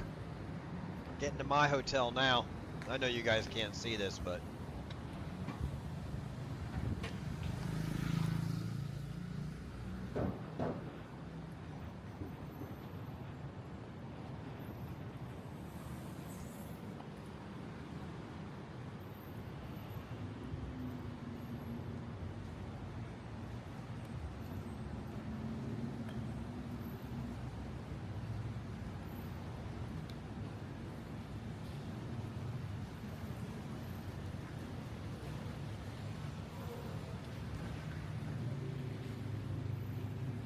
yeah, it's 5-star, but oh, that's my hotel right there.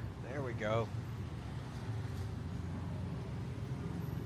If he turns left right here, if he turns left, then he'll go back towards the BTS.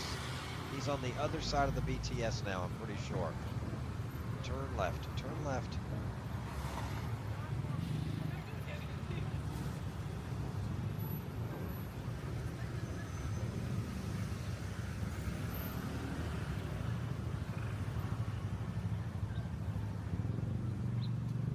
Yeah, it's a refurbished. The Grand Hilton Bangkok is a refurbished hotel. Hilton did not build it. They refurbished a hotel that was already there.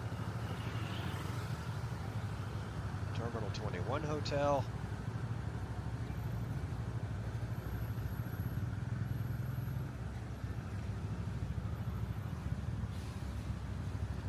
There's the BTS.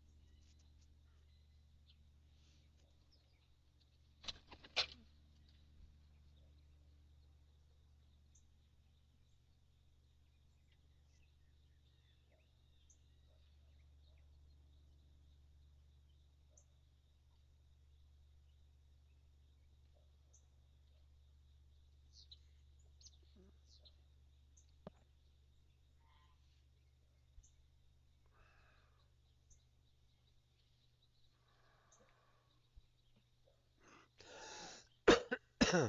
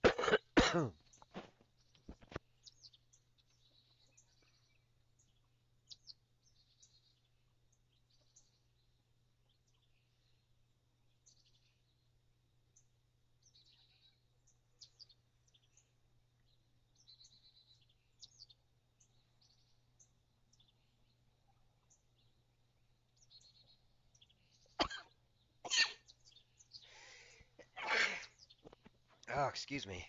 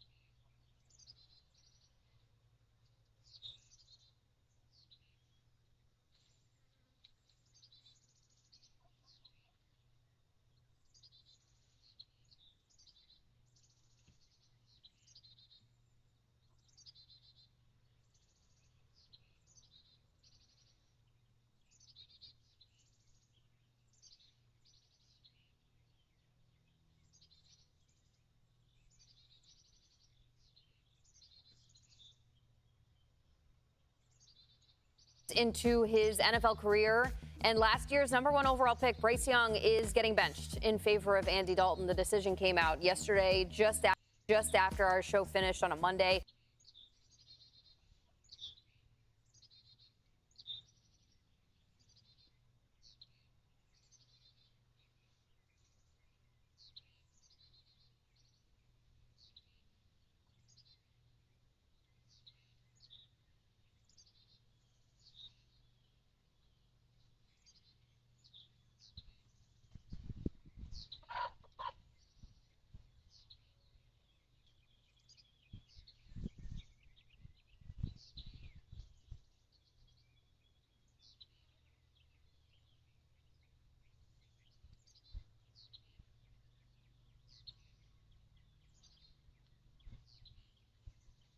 Opened in 2017.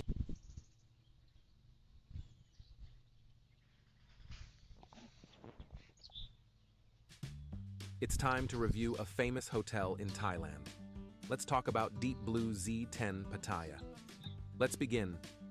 The Deep Blue Z10 Pattaya Hotel, located on Pattaya Soi 10 in Pattaya, opened in 2017 and is just a 1-minute walk from Pattaya Beach Road, making it an ideal location for enjoying the vibrant nightlife. Location and accessibility. The Deep Blue Z10 Pattaya Hotel is situated in the heart of Pattaya Beach Road, only 1 minute away from Pattaya Beach, providing easy access to the beach. It's a 5-minute walk to central Pattaya, a 3-minute walk to Pattaya Sai Song Road, and about a 10-minute walk to Pattaya Walking Street. The area around Beach Road is also home to many bars and restaurants, ensuring a lively atmosphere even at night. Lobby. Upon entering the hotel, a small cafe, no longer in operation, is visible, followed by a modest reception area. To the right of the reception is the elevator that leads to the guest rooms. There is no designated seating area in the lobby, but the chairs in the closed cafe can be used while waiting. Facilities. This is a budget hotel designed for those who enjoy nightlife, so there are not many facilities available within the hotel. For example, breakfast is served at the Sky Top Bar and Bistro on the 6th floor of Serenotel Pattaya Beachfront, a nearby hotel within the same chain. Many of the hotel services are shared with Serenotel Pattaya Beachfront. Smoking. Smoking is allowed near the entrance next to the reception or on the balconies of the guest rooms. Rooms. The rooms are small and simple, but contain all necessary amenities. They include a queen-sized bed, a wardrobe, and a vanity with a large mirror. The rooms are clean and well organized. Room amenities. The amenities provided seem to be tailored for short-term stays, possibly due to the hotel's focus on nightlife. The amenities include a TV, an electric kettle, 2 cups, a safe, a refrigerator, and 2 bottles of water. However, instant coffee and tea bags are not provided. Bathroom. Despite the small size of the room, the bathroom is relatively large. It features a spacious shower booth, a toilet, and a large mirror on the vanity. Bathroom amenities. The bathroom includes 2 toothbrush cups, a shower cap, a sanitary bag, 2 soaps, a hairdryer, 2 bath towels, 2 regular towels, shower gel, and shampoo. Cleanliness. No issues with cleanliness were found. Noise. Although the hotel is only a minute away from Pattaya Beach Road, which means some traffic noise at night, Pattaya Soi 10 is primarily a street full of hotels, so there is little loud music or noise late into the night. Breakfast. Breakfast is served at the Sky Top Bar and Bistro on the 6th floor of Serenotel Pattaya Beachfront. Instead of a buffet, a set menu with 7 options is offered.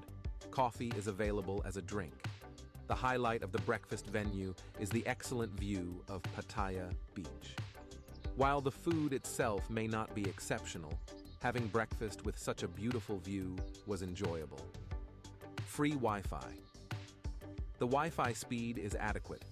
Even during peak times in the evening or late at night, when more guests are online, no interruptions occurred while playing online games, or browsing the internet. Cost per night. Currently, prices for a room, including breakfast, range from 1,700 to 1,300 baht per night if booked in advance. The price varies depending on the booking site, so checking multiple platforms is recommended to find the best deal. Summary. Suitable for enjoying Pattaya's tourist attractions. Pass. Suitable for families with children. Fail. Need relatively new facilities. Pass. Is fast free internet important? Neutral. Suitable for solo travelers? Pass. Hotel breakfast important? Neutral.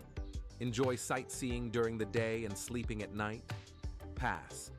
Prefer relaxing at the hotel during the day and enjoying nightlife at night? Pass. The review ends here. I merely provide the review. The judgment is up to you.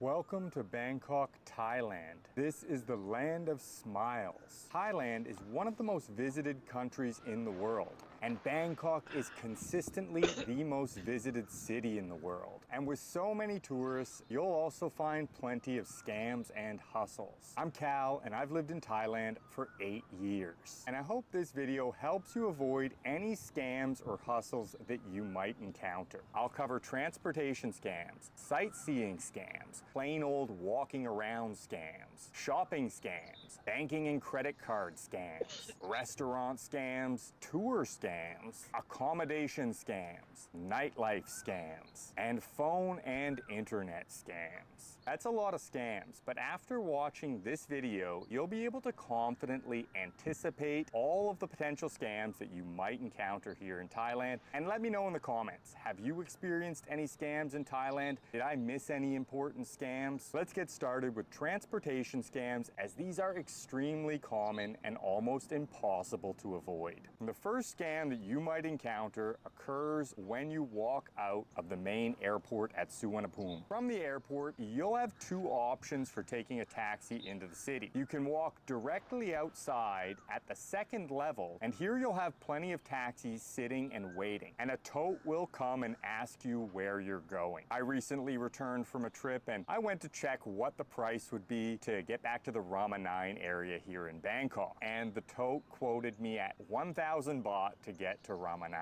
I immediately turned around and went down one floor to level 1. On level 1, you'll find the regulated airport taxis. These taxis use a metered rate plus a 50 baht airport surcharge. And the ride back to Rama 9 cost 150 baht plus the 50 baht airport surcharge. If you plan to take a taxi from the airport, always take a taxi from the regulated airport stand. Just keep in mind that if you're driving into the city, normally you will have to pay a toll to take the highway. The driver will ask you to pay it and you'll be given a receipt. And of course, you can also take the airport rail link into the city. The airport taxi scam that I just described is one example of a very common scam here in Bangkok. This is the no-meter taxi scam. In Bangkok, taxis are legally required to use the meter, and the meter is very inexpensive. But this law is often ignored, and you'll encounter many taxis that refuse to use the meter and demand a set price for a trip.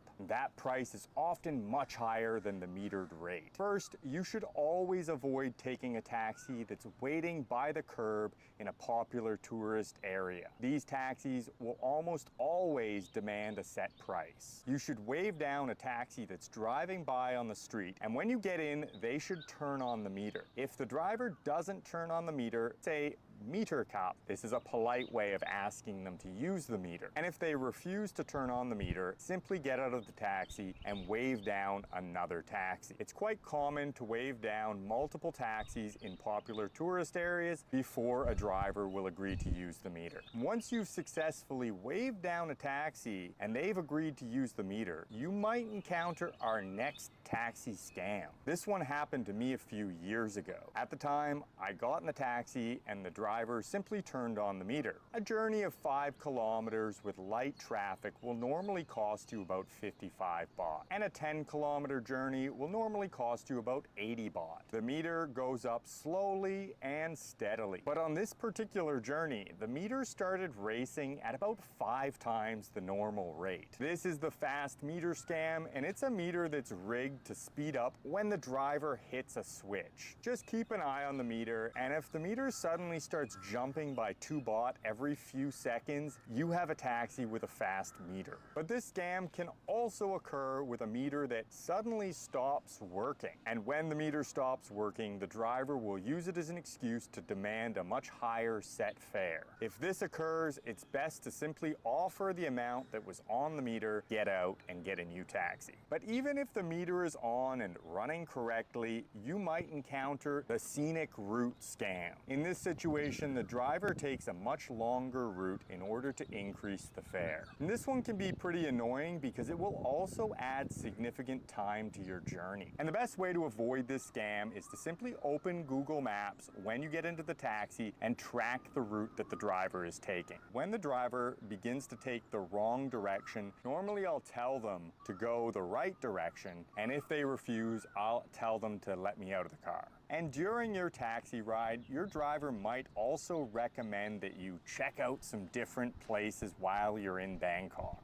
And in this situation, it doesn't really matter what they recommend, you should never go. There are a lot of scams that start this way. You have overpriced seafood restaurants, overpriced gem shops, overpriced tailors, overpriced tours. You get the idea, overpriced. Taxi drivers are a little bit like affiliate marketers. They have you in their back seat and they hit you with a 20-minute sales pitch. And they'll get a commission for bringing you to any one of these overpriced shops. But there are also situations where the driver will deliberately bring you to the wrong location. And a very common example of this is when you take a taxi to popular floating markets. Unscrupulous taxi drivers have been known to bring unsuspecting tourists to the wrong pier. And if they bring you to that wrong pier, you'll be asked to pay 2,000 baht in order to enter the floating market with a boat ride. You should always keep your Google Maps open and make sure that the driver is taking you to the correct destination. So you managed to wave down a taxi, they turned on the meter, which was running normally, and they drove you straight to the correct destination. You notice that you only have a 1,000 baht note, and you ask the driver if he has change for 1,000 baht. He says yes, you hand over the 1,000 baht note, and you can probably guess what happens next. This is the wrong change scam. Never enter a taxi with without carrying smaller bills. And the wrong change scam can play out in a number of different ways. Some taxi drivers get very creative with this. A friend of mine told me about a taxi ride he had about a year ago. The driver was very friendly and talkative, and this can sometimes hint at a potential upcoming scam. The driver eventually asked my friend if he could trade him 10 100 baht notes for a 1,000 baht note. He took out the 100 baht bills, counted out all 10 of them, and handed them back to my friend to count as well. My friend counted the bills, everything looked normal, and he said okay. He gave the taxi driver the 1,000 baht note, and about 30 seconds later, the taxi driver held up a 100 baht note and said, "You gave me the wrong bill." He'd swapped the 1,000 baht note for 100 baht and was now trying to get another 1,000 baht. Ultimately, my friend gave the driver an extra 50 baht to simply end the argument. And there are a couple of lessons you can take from this encounter. First, you need to ignore any requests that a taxi driver makes. It's usually a scam or a hustle, and you simply shouldn't take the risk. This particular scam was a wrong change scam, but it easily could have been a counterfeit money scam. It was a weird request, and any weird request from a taxi driver is almost always a scam or a setup for a scam. And second, if you do find yourself in a scam, the scammer will often accept a deal rather than escalate into an open conflict. We've covered a lot here on transportation scams, and you might notice I didn't even mention tuk-tuks or motorbike taxis yet. These forms of transportation don't use meters, and so none of the meter scams will apply. Instead, you'll always need to negotiate a price. And these drivers are known for significantly overcharging tourists, and there's one simple rule that you need to follow for any non-metered ride. You always need to make sure to agree upon a price before you start the trip. If you don't agree upon a price, the driver will demand as much money as possible when you arrive. And this applies for tuk-tuks, motorbike drivers, and taxis if you agree not to use the meter. And if you're in a rush or you're in a very busy area, it can be much easier to negotiate a fare. The reality is that taxi fares are extremely cheap here in Bangkok, and many drivers will accept a reasonable price if you negotiate. But if you're new to Bangkok, it can be difficult to know if the price that the driver offers is reasonable. Fortunately, you can find out very easily. Before you come to Bangkok, download the ride-hailing apps Grab and Bolt. These are the Ubers of Thailand. You simply put in your location and your destination, and the app will give you a set price. This is obviously quite useful for ordering a ride, but it can also be very good for checking prices if you negotiate a set fare, but not so fast. The ride-hailing apps are great, but the pricing on the Grab app in particular can be very questionable. For example, just last week, I was booking a ride from the Asok area around Terminal 21 to Central World. It's a distance of about 3 kilometers. When you open the Grab app, you'll be given multiple different options. You can order a car, a motorbike, a luxury car, a van, and the lowest set fare price given by Grab was the Just Grab option at 193 baht. But you can also select the Grab taxi option. With the Grab taxi option, you'll pay a normal metered fare plus a 20 baht booking fee to Grab. And rather than a set fare, the app gives you an estimated price. And for my 3-kilometer trip, the estimate was 170 to 250 baht plus the 20 baht booking fee. This is very high for a trip that I've taken many times that never cost more than 80 baht. If you're booking a car on the Grab app, you should always ignore the metered taxi fare estimate. And of course, if you're planning to negotiate with a taxi, you should never use the prices that are quoted on the Grab app. Use Bolt. Bolt prices are significantly lower and very accurate. For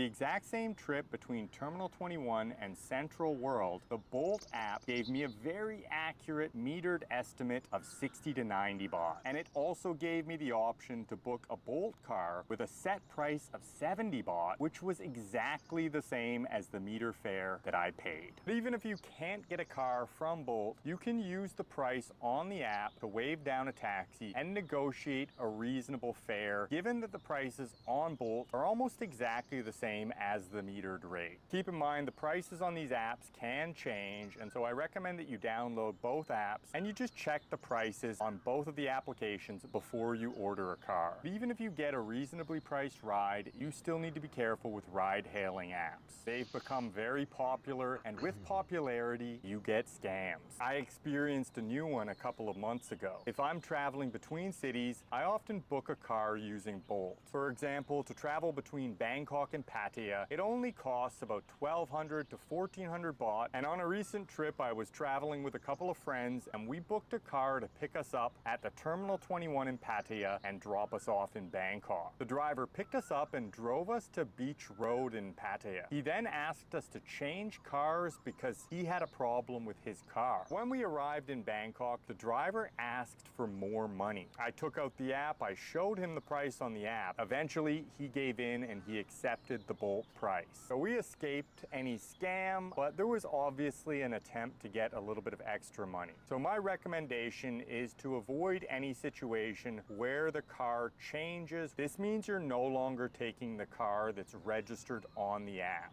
But you might also encounter drivers that send you messages requesting more money to come and pick you up. Or once you arrive, they'll ask for more money. This is much more common in cities like Phuket and Pattaya, but it can occur in Bangkok as well. And in cities like Phuket, where there's a very tightly controlled taxi market, there's likely collusion between the taxi driver cartels and the drivers on the apps. They want to actually make the apps unusable. And this means that they'll randomly cancel at the last minute. They'll send messages requesting that you cancel. They don't move for 10 or 20 minutes, and you'll probably play a game of cat and mouse for a while before you get a legitimate driver. And there's a second hustle that I encountered about a year ago on Grab. This time I ordered the Grab taxi. This is the metered fare with a 20 baht booking surcharge. And when I got in the taxi, the meter was already at 50 baht. He had turned on the meter when he accepted the ride and was trying to charge me for driving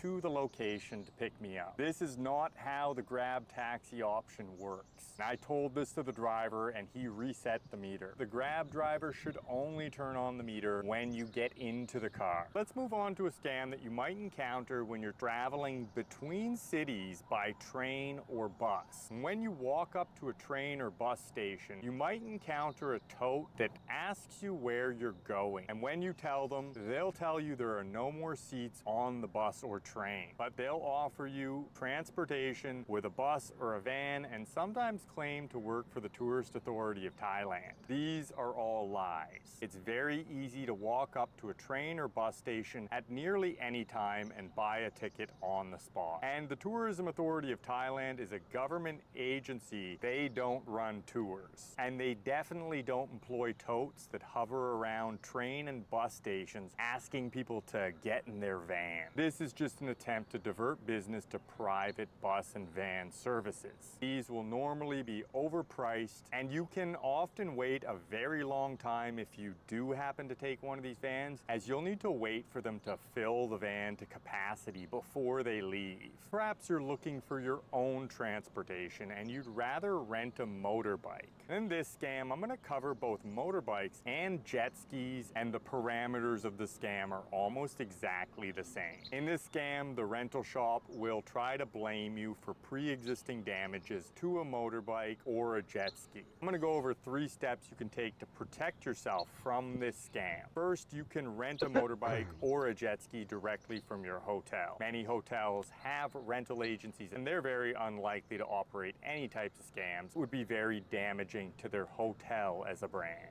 This brings us to the second step you can take. Check Google reviews. Bigger shops that have been in existence for a very long period of time with lots of reviews are very unlikely to operate scams. And third, when you rent a bike or a jet ski, make sure to take lots of pictures and videos and document any damages that you notice. However, the worst scammers can use temporary paint to cover up damages that they can later wipe off in order to try to blame you. And for that reason, step 1 and 2 can actually be more important. And for jet skis in particular, you can take one additional step. Just hang out at the beach near the shop. You can observe how the shop interacts with customers, especially when they return the jet ski. If everything appears to operate smoothly for the other customers, chances are it'll be fine for you too. And finally, if you rent a motorbike or a jet ski, never leave your passport as a deposit. If it's lost, you'll have a significant problem. And if the shop is running any scams, they can hold your passport hostage to demand a much larger sum of money. Let's talk a little bit about the scams that you'll encounter simply walking around here in Bangkok. And these normally occur in very touristy areas like Khao San Road, the old city around the Grand Palace, and between Asok and Nana in Sukhumvit. Let's get started with one that I actually experienced twice just this week. I was walking out of the MRT at MRT Sukhumvit and an Indian guy approached me. He started asking me about the color of Thai money. What color is Thai money? And then he took out his wallet and opened it. There were a few bills in the wallet, but it wasn't Thai baht. After showing me his money, he asked me to show him the color of Thai money. I told him I didn't have any Thai money. Then he asked me where I'm from. I said that I'm from Canada. And he talked about how much he loves Canada and how he plans to visit soon. And you can guess what happened next. He asked me to show him Canadian money. Clearly, this guy really wanted to see my money. At this point, I had had enough and I simply said no and walked away. He protested, he wanted me to stay, and this is something that scammers are very good at. They try to build a connection, build rapport, and make you feel guilty for walking away when you notice that they're trying to scam you. They'll ask you where you're from, they'll ask you about your country. These guys study and learn a few things about each country in order to appear authentic, and then they try to create a perception that this was an authentic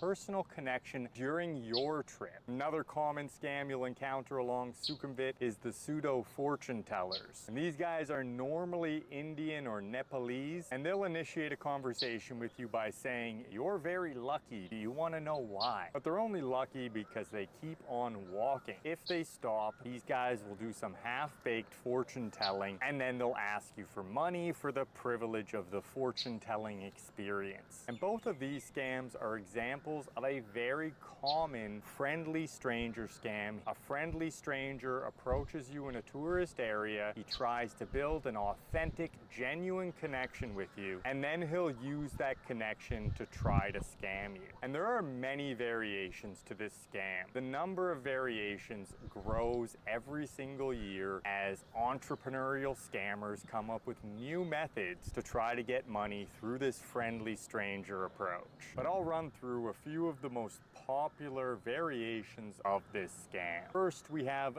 the popular tourist attraction is closed scam. This is also known as the Grand Palace scam because it occurs very frequently around the Grand Palace, but it can occur around any major tourist attraction. The scammer will approach you before you get to the entrance of the tourist attraction, and he'll tell you that it's closed. He might say that it's a special holiday or it's the king's birthday, and he'll offer to bring you on your own personal tour. This is a lie. The tourist attraction is almost never closed. And if you follow him on his personal tour, you'll get led into a variety of other scams. Often he'll bring you to a totally different free attraction where one of his colleagues folks will be waiting and they'll charge you a ticket price to enter. And another common scam is when people are standing around in tourist areas and offer you things that seem to be free. The most common variations of this scam are the bird seed scam. You'll have an older man giving birds some bird seed and he'll offer you some bird seed so you can join him. Or you'll have somebody try to put a bracelet on your wrist. In both these cases, you'll be asked for money afterwards. You have to remember that nothing is free in very touristy areas. As you walk around any tourist area, you will notice a lot of Nepalese and Indian guys trying to sell you suits and watches. The watches are totally fake and the prices are very high. And the suit guys are a little bit different. There are actually some excellent tailors in Bangkok where you can buy great, high quality, inexpensive suits. But the totes are much more likely to bring you into an overpriced shop, and some of them will run outright scams. The most common scam is when a suit tailor uses cheaper material to manufacture the suit after you've already paid for it. You can avoid this scam by researching tailors using Google reviews, and avoid places that employ a lot of totes and try to get tourists to come in off the street. Another scam that you might encounter is when a tote offers you a discount for a service or product.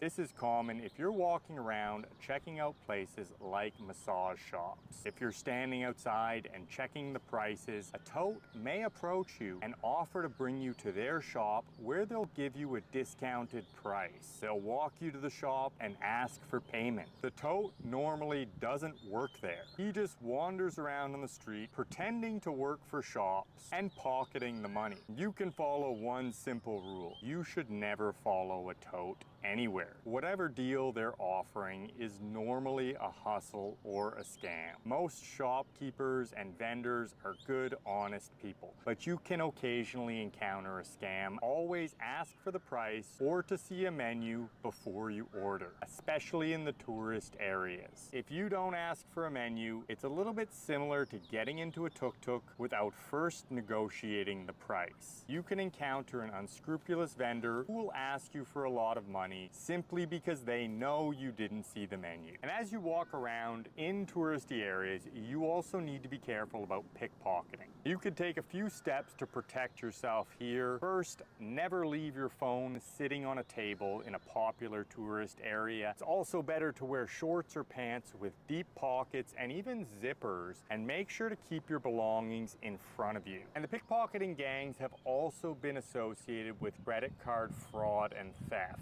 If you lose your wallet, you should immediately cancel all your credit cards. If you're in the Sukhumvit neighborhood, you might notice there are a lot of beggars. Many are women with young children or people with physical deformities. Recently, you had news stories about Chinese beggar gangs moving into Bangkok, but you might also encounter the infamous white bagpackers of Asia. These guys take advantage of visa-free travel in order to go beg in significantly poorer countries. These guys could easily work as an English teacher and earn higher than the national average income. So if you're going to donate to somebody in need, is a backpacker who's using that money to finance their travels really the most worthy person of that donation? It's also very common to encounter other Westerners who will ask you for money for all kinds of different things. These guys might approach you directly, or they might try to befriend you before they ask for money. If they approach you directly, they'll often say they need money for a ticket to return home, or that their wallet was lost or stolen. I actually had one guy ask me for money because he didn't have money to pay for a tattoo. And there's one very famous old German guy who hangs around Terminal 21. He's approached me a few times over the years to ask me for money in order to return home. It's safe to say that he isn't using that money to get home. And there was another German guy with a leg deformity who used to boast online about how much money he made begging in Bangkok, which he used to finance his partying lifestyle in Pattaya. He was eventually banned from Thailand. And among the expat population in Thailand, you have plenty of investment scams and hustles. You should avoid trusting people too easily, and if somebody pitches you a new investment or asks for money very soon after meeting, it's probably better to find some new friends. Next up, we've got accommodation scams.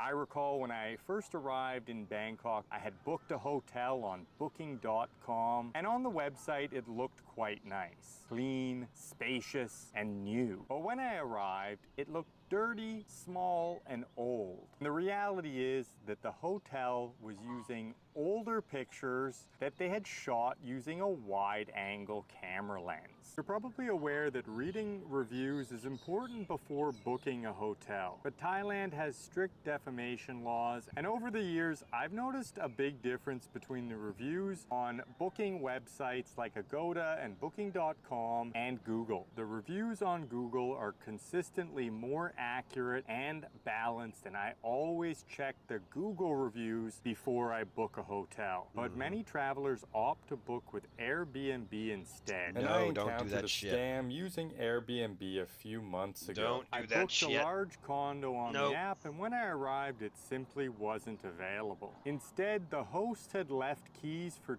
two much smaller units. In the end, I canceled through Airbnb, and I needed to book a much more expensive last-minute condo. This is a bait and switch scam. Some hosts advertise multiple units. If one is unavailable, they'll simply offer you another one. When you're in Thailand, you might be interested in an organized tour, but you need to be a little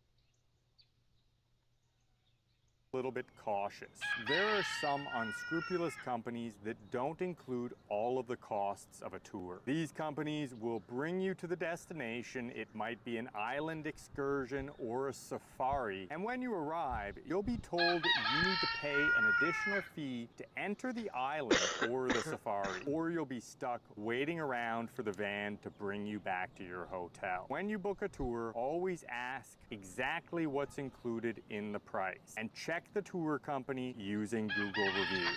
And some of these tours aren't exactly scams, but they can be massively overpriced. And some of the cheaper tours might use crowded hostels that feel more like a prison cell, as well as bus or train tickets that would have only cost about 15 to 100 baht per trip. After all, local travel in Thailand is very inexpensive. And of course, Thailand is very famous for its nightlife, and with that fame, you've got plenty of scams that you're gonna need to watch out for. I experienced a common scam quite recently. I was at a restaurant in the Sukhumvit neighborhood. I ordered a dinner, I was out with friends, and when my bill arrived, there was a beer added to my bill. When my friends checked their bills, everybody had a beer added to their bill. I called the waitress over to protest the bills, and as soon as I mentioned the beers, she took the bills and brought back new bills with all of the beers removed. This is the padded bill scam, and it is very common in nightlife areas here. And while this scam occurs at restaurants, it happens a lot more in the nightlife areas like Soy Cowboy and Nana. In these bars, the waitress will bring you a bill in a cup, and each time you order a drink, the waitress will take the bill and bring a new bill with your updated drink total. And normally, if you have a few drinks, the waitress may try to sneak an extra drink onto the bill. The easiest way to avoid this scam is to simply pay for every drink as it comes. And when you do pay for drinks, you also should remember the wrong change scam. This is also very common in nightlife areas, and it's much better to carry small bills with you. And while some bars attempt to scam you by adding a sneaky extra drink onto your bill, there are other bars that are entirely scams. And if you're not careful and you go into the wrong bar, you could find yourself with an absolutely enormous bill. This is often called the ping pong show scam. If you walk around the busy tourist nightlife districts, you'll have many people come up to you saying ping pong show, ping pong show. They'll normally lead you to an upstairs nondescript area with the promise of seeing a free ping pong show, and as I mentioned earlier, nothing in the tourist areas is free. You'll be given a drinks menu and asked to order, and when you decide to leave, your bill will arrive, and it can be absolutely huge. There are stories of 5,000 baht bills, 20,000 baht bills. At this point, large security guards will block the exit, and you'll be told to pay the bill. Never follow a tote,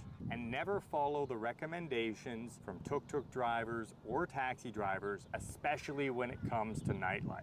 And if you do want to check out a go-go bar, I highly recommend that you check those Google reviews first. The reality is you have plenty of great nightlife options in Bangkok, but you might encounter another common scam, and this is fake alcohol. Have you ever seen the very popular buckets at Khao San Road? These are very inexpensive, they taste horrible, and you'll often get a brutal hangover afterwards. And these areas are somewhat notorious for having fake alcohol. This is normally brought in from Malaysia. And lastly, when you're in Thailand, you're gonna want a phone, a data package, a SIM card, and when you register your SIM card, you may get a phone call or a text message telling you that you have a delivery and you need to pay a fee to release the delivery, or that there's an investigation into some type of fraud. All of these are likely scams. There are a lot of text message and phone scams here in Thailand. If you receive a text message or a phone call, don't make any payments, don't provide any personal information. You should automatically assume that it's a scam. In this video, I went over pretty much every scam that you might encounter here in Thailand, and it's important to remember that if you find yourself in a scam, always avoid escalating the conflict.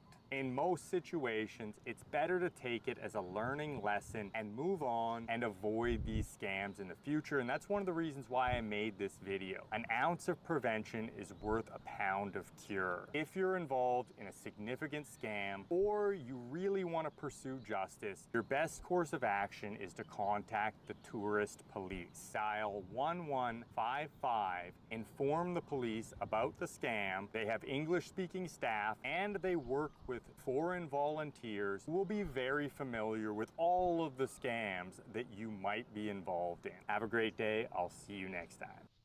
Welcome to Bangkok.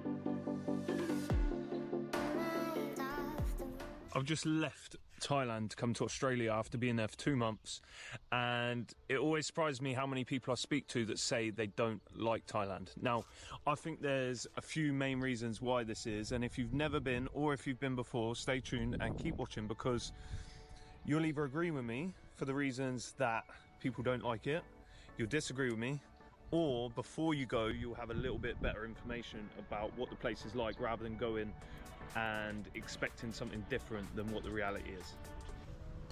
First thing you're going to notice when you get to Thailand and when you get off the plane is the heat. I've got to admit, it's a lot hotter than what I thought it would be, and more humid. Certain times of the year where it's a bit hotter, like April, May, 98% of Thailand is always going to be hot. It's a tropical country. For example, if you fly into Bangkok right now as we speak, it is 33 degrees, but on the feels like it says it is 39 degrees, and that's pretty much a standard weather in Bangkok most of the time. So if you don't like the heat, yeah, you can find cooler places. Islands like Koh Samui are going to be a little bit cooler in their own subclimate. If you're looking for some kind of like dry Mediterranean style heat, it's not the best place for you. Or just go from November, December, January, February, and you'll probably enjoy it a lot more. What you might be used to in Europe is going to be worlds apart from Thailand. What you might be used to in the US or Australia is going to be worlds apart. I personally... Oh, what a deed.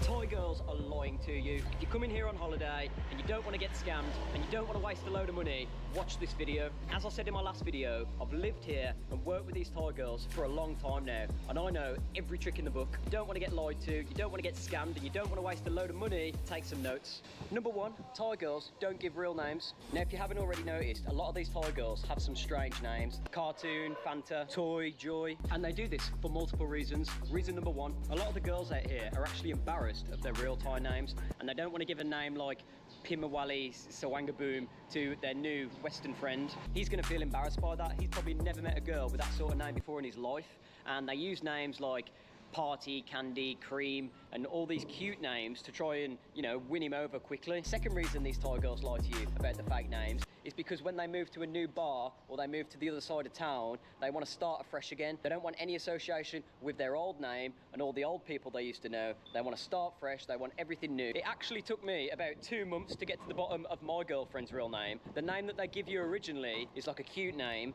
and then after a while you might find out what their actual Thai name is, and then if you go and take a look at their ID card, it's a completely different name altogether. And I've seen this firsthand, and it's funny to see. So don't think if you go meet Candy or Cindy on Soybakal, that's going to be her actual name, because it's not. And the second name is probably not going to be the real name either. It's always going to be a name on the ID card if you want to find out the real. Number two, your new best friend lies about her age. There's a few reasons why these Thai girls will lie about their age, and the main one is to just try and win the heart over of their new best friend. And what they're going to do is she's going to lie about her age. She's going to tell you she's 20 years old when she's actually 25 or more.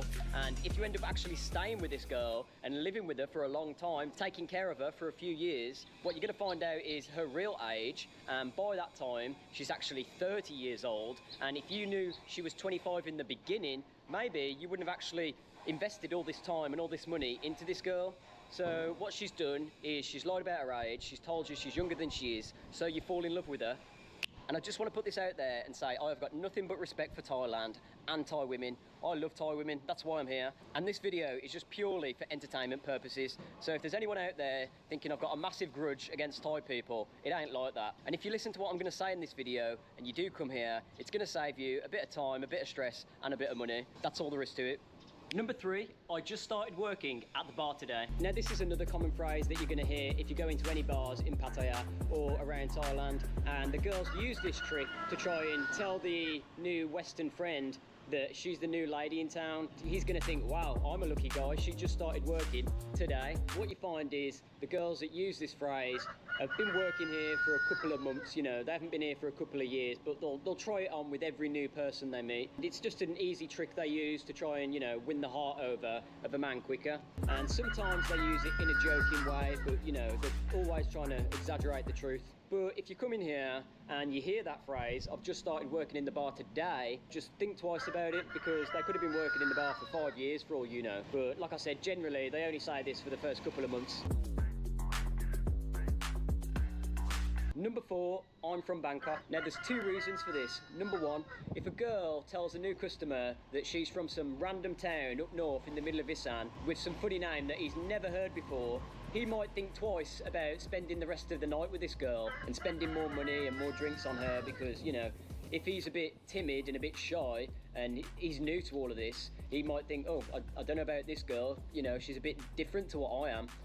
But if she says she's from Bangkok, he's going to be like, oh yeah, Bangkok, I know Bangkok. And then, you know, that bridges the gap then. And another reason why the girl might tell you she's from Bangkok is because, you know, a lot of people associate Bangkok as a big city with lots of money. She might be trying to convince the guy that she's more wealthy than she is, coming from Bangkok and not some small village in the middle of Isan. Now these girls are only lying to try and make more money and make everything easier for themselves, and I can understand why. They're not doing this in a deceitful way, they're not trying to scam you all the time. It's just what they do and how the game works. So don't think if you catch a girl out lying, she's out to get you, because it's not like that. Number 5, you handsome man. Now this one you are 1000% gonna hear when you get to Thailand, probably before you even get to your hotel. And if you go into any bars and some girl starts calling you a handsome man, you know, they are being friendly, they're being nice, but at the same time, if you're a bit older, you're a bit fatter, they're going to be saying this to give you a bit of a confidence boost. They want you to feel good about your night, they want to make you happy.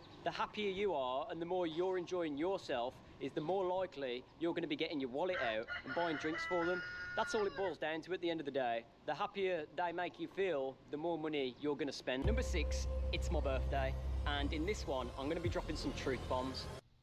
So if you're walking around Pattaya or any bars in Thailand, you're going to see balloons on some of the bars, and, you know, you're going to hear party music and you're going to think, oh, there's a party going on in there, that looks good.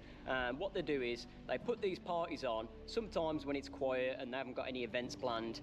What it does is it creates a party atmosphere. So you got people walking by and they think, oh, that place looks good, let's go in there, they've got a party on. And a lot of the time it is actually someone's birthday, but I know a lot of the other times it's not, and they just put these parties on to try and fill in the gaps and create events when, you know, it's a bit quieter and they need something to, you know, boost the sales when there's not that many parties or events on, and they just want to fill in the gaps on the weekend. And, you know, they go in there and they've got girls and they've got the money chain around the neck, and they'll be walking around and people will be stapling money to the money chain.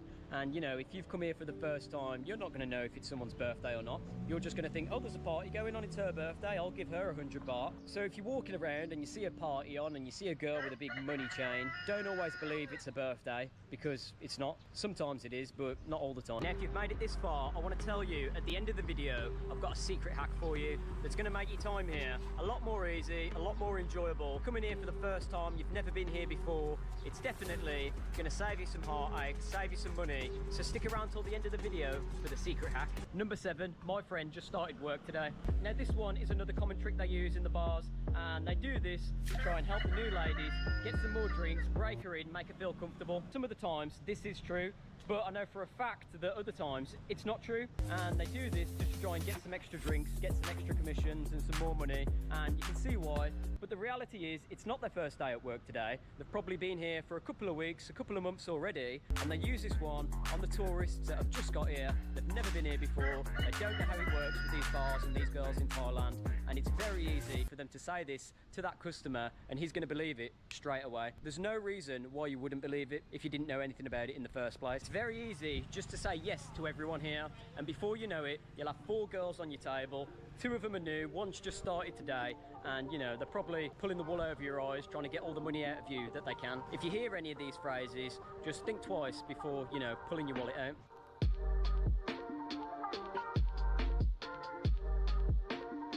Number 8, I've never gone with a Western man before. Now this one, the girls say this, is because if you're English, American, Australian, the girls are going to say this to you to make you feel special. They want you to feel like you're the first Western man they've ever had an encounter with. They want you to feel like you're the Prince Charming, and they're going to tell this to make you feel good about yourself, to make you feel special and her first Western man. And ultimately, what they're trying to do is just get you to pull your wallet out and spend more money on drinks for them. And a lot of girls do this, especially when they've just started here. You know, they've seen a few Western men before, but they keep using this phrase over and over again because they know it works. They say this to people and they think, ooh, they get a bit of a confidence boost. So if you hear this one, just think again before you start making any big decisions about where your night's going to be going with this girl.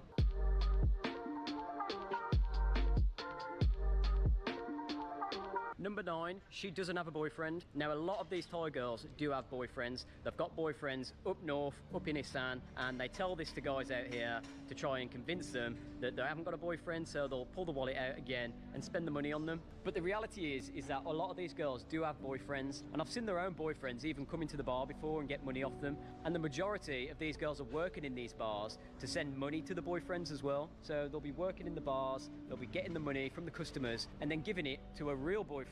And by saying this, I don't have a boyfriend, it's just going to make you feel like you're special, you're the one, this girl, she's available, I'm going to be with this girl now. But what you don't know is that she's got a boyfriend, she's probably been with him for years, she might even have kids with him. Ultimately, you're just going to be the fool here. And some of these girls, even though they don't have a boyfriend, they've got sponsors, they've got boyfriends that they had previously in the last couple of months or the last year, and they've gone back to their own country and they're sending money over to sponsor this girl and, you know, keep her thinking that he's the boyfriend. Just because you see her in a bar and you're sat there drinking with her does not mean she does not have a boyfriend. I know these girls have boyfriends. If they're working here and they've been here for a while, there's going to be multiple people on their phones that are classed as their boyfriends.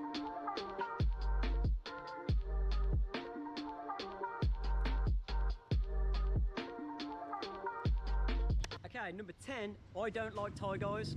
Now, a lot of these girls are going to tell you they do not like Thai guys, they don't want a Thai boyfriend, they've never been with a Thai man before, but this is a lie, and they say this to try and, again, pull the wool over your eyes. I know for a fact a lot of these Thai girls do like Thai guys. They think some of the Thai guys are really cool, but they'll tell the Western guys that they don't like the Thai guys. They'll say things like, oh, Thai man no good, Thai man no have money. And, you know, this is just ultimately to give the Western guy another confidence boost into pulling his wallet out, spending some money and spending some more time with this girl. So if you hear this phrase, I don't like Thai men, I don't like Thai guys, it's actually a lie. Before these girls came to Pattaya, they was in relationships with Thai guys, they've been with Thai guys, they've probably got babies with Thai guys, which leads me on to the next point. I don't have any kids. This is another one that they use to try and convince people that they're innocent girls out here, and they tell people they don't have any kids, and he's going to believe that, you know, this is a new lady in town, she hasn't got any kids, she doesn't like Thai guys, and he's going to think, wow, this girl is the one, she's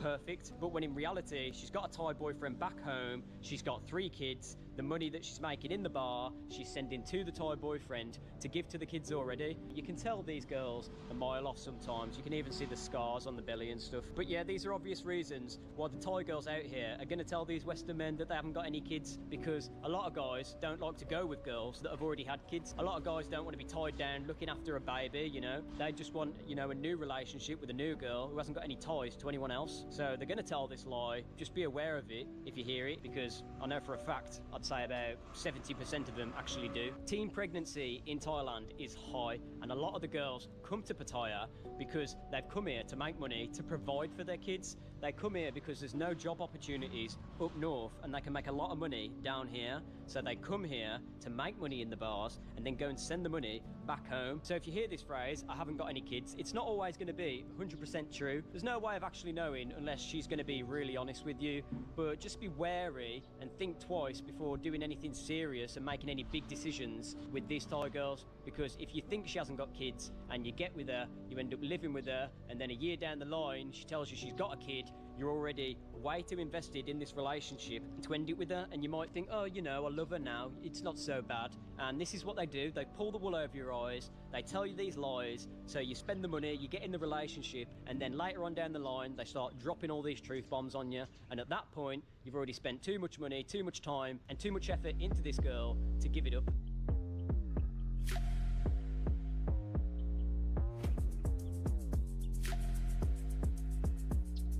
Number 12, she feels sick when leaving the bar. Now, picture this. You've come to a bar, you've seen the girl of your dreams, you've sat there, you've bought her drinks all night, you've bought her friends drinks, you've spent 2,000 or 3,000 baht, and then you go and take this lady from the bar, you think, okay, let's go and have a good night now, let's go out, go for some food, go to the clubs later and, you know, see what happens.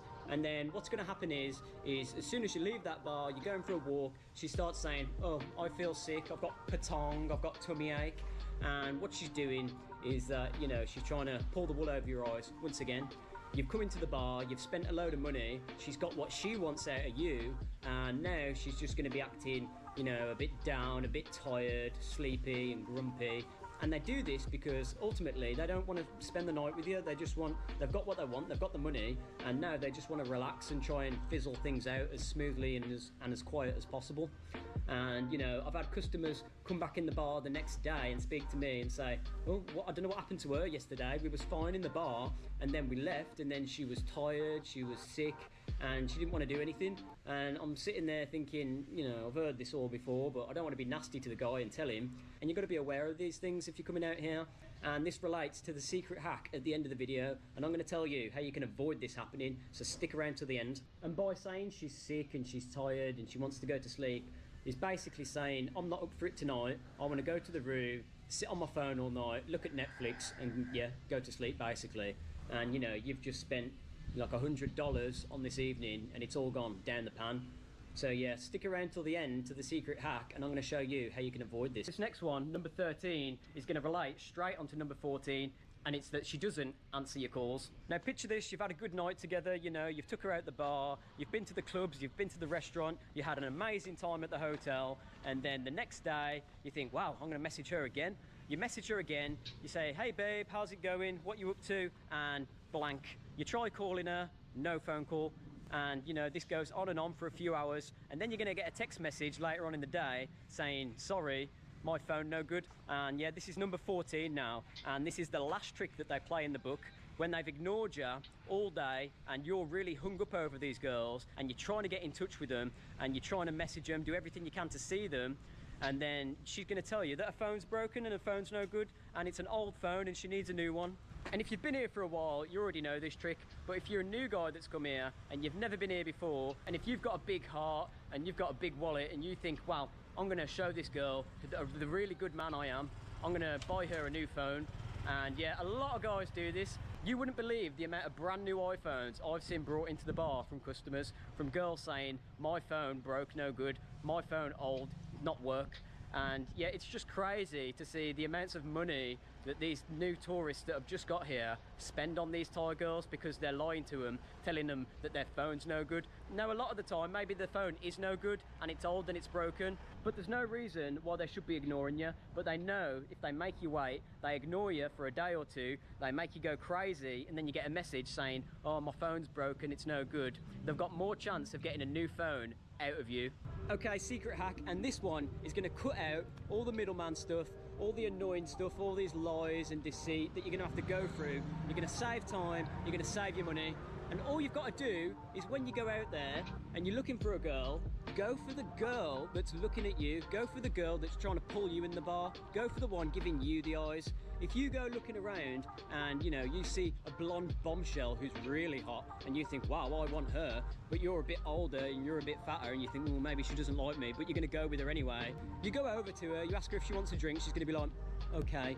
And then you end up taking this blonde bombshell and you can tell she's not that interested, and you know all this stuff's going to happen that we've just spoke about. But whereas if you go for the girl that's giving you the attention in the first place, go for the one that likes you for what you are. Don't go for the one sitting in the corner, not giving you any eyes, not giving you any attention, because she's not interested. She doesn't want to spend the rest of the night with you. She wants to go and look for another customer. She's not bothered about you or your money.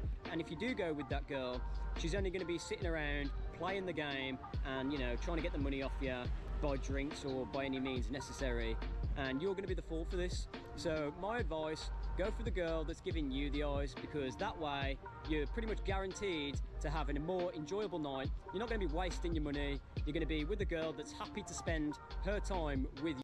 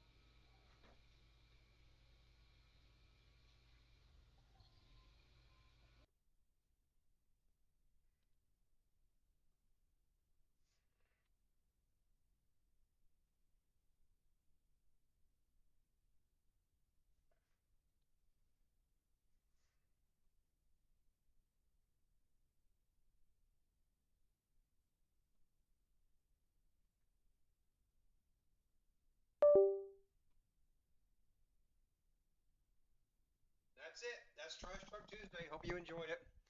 Y'all take care and have a great rest of your day. Do something good for somebody else. Do something good for yourself. Never let the drunk guys get the chair. Oh, and see you tomorrow morning, 7:30 for 10-minute chair workout. All right. Y'all take care. Bye.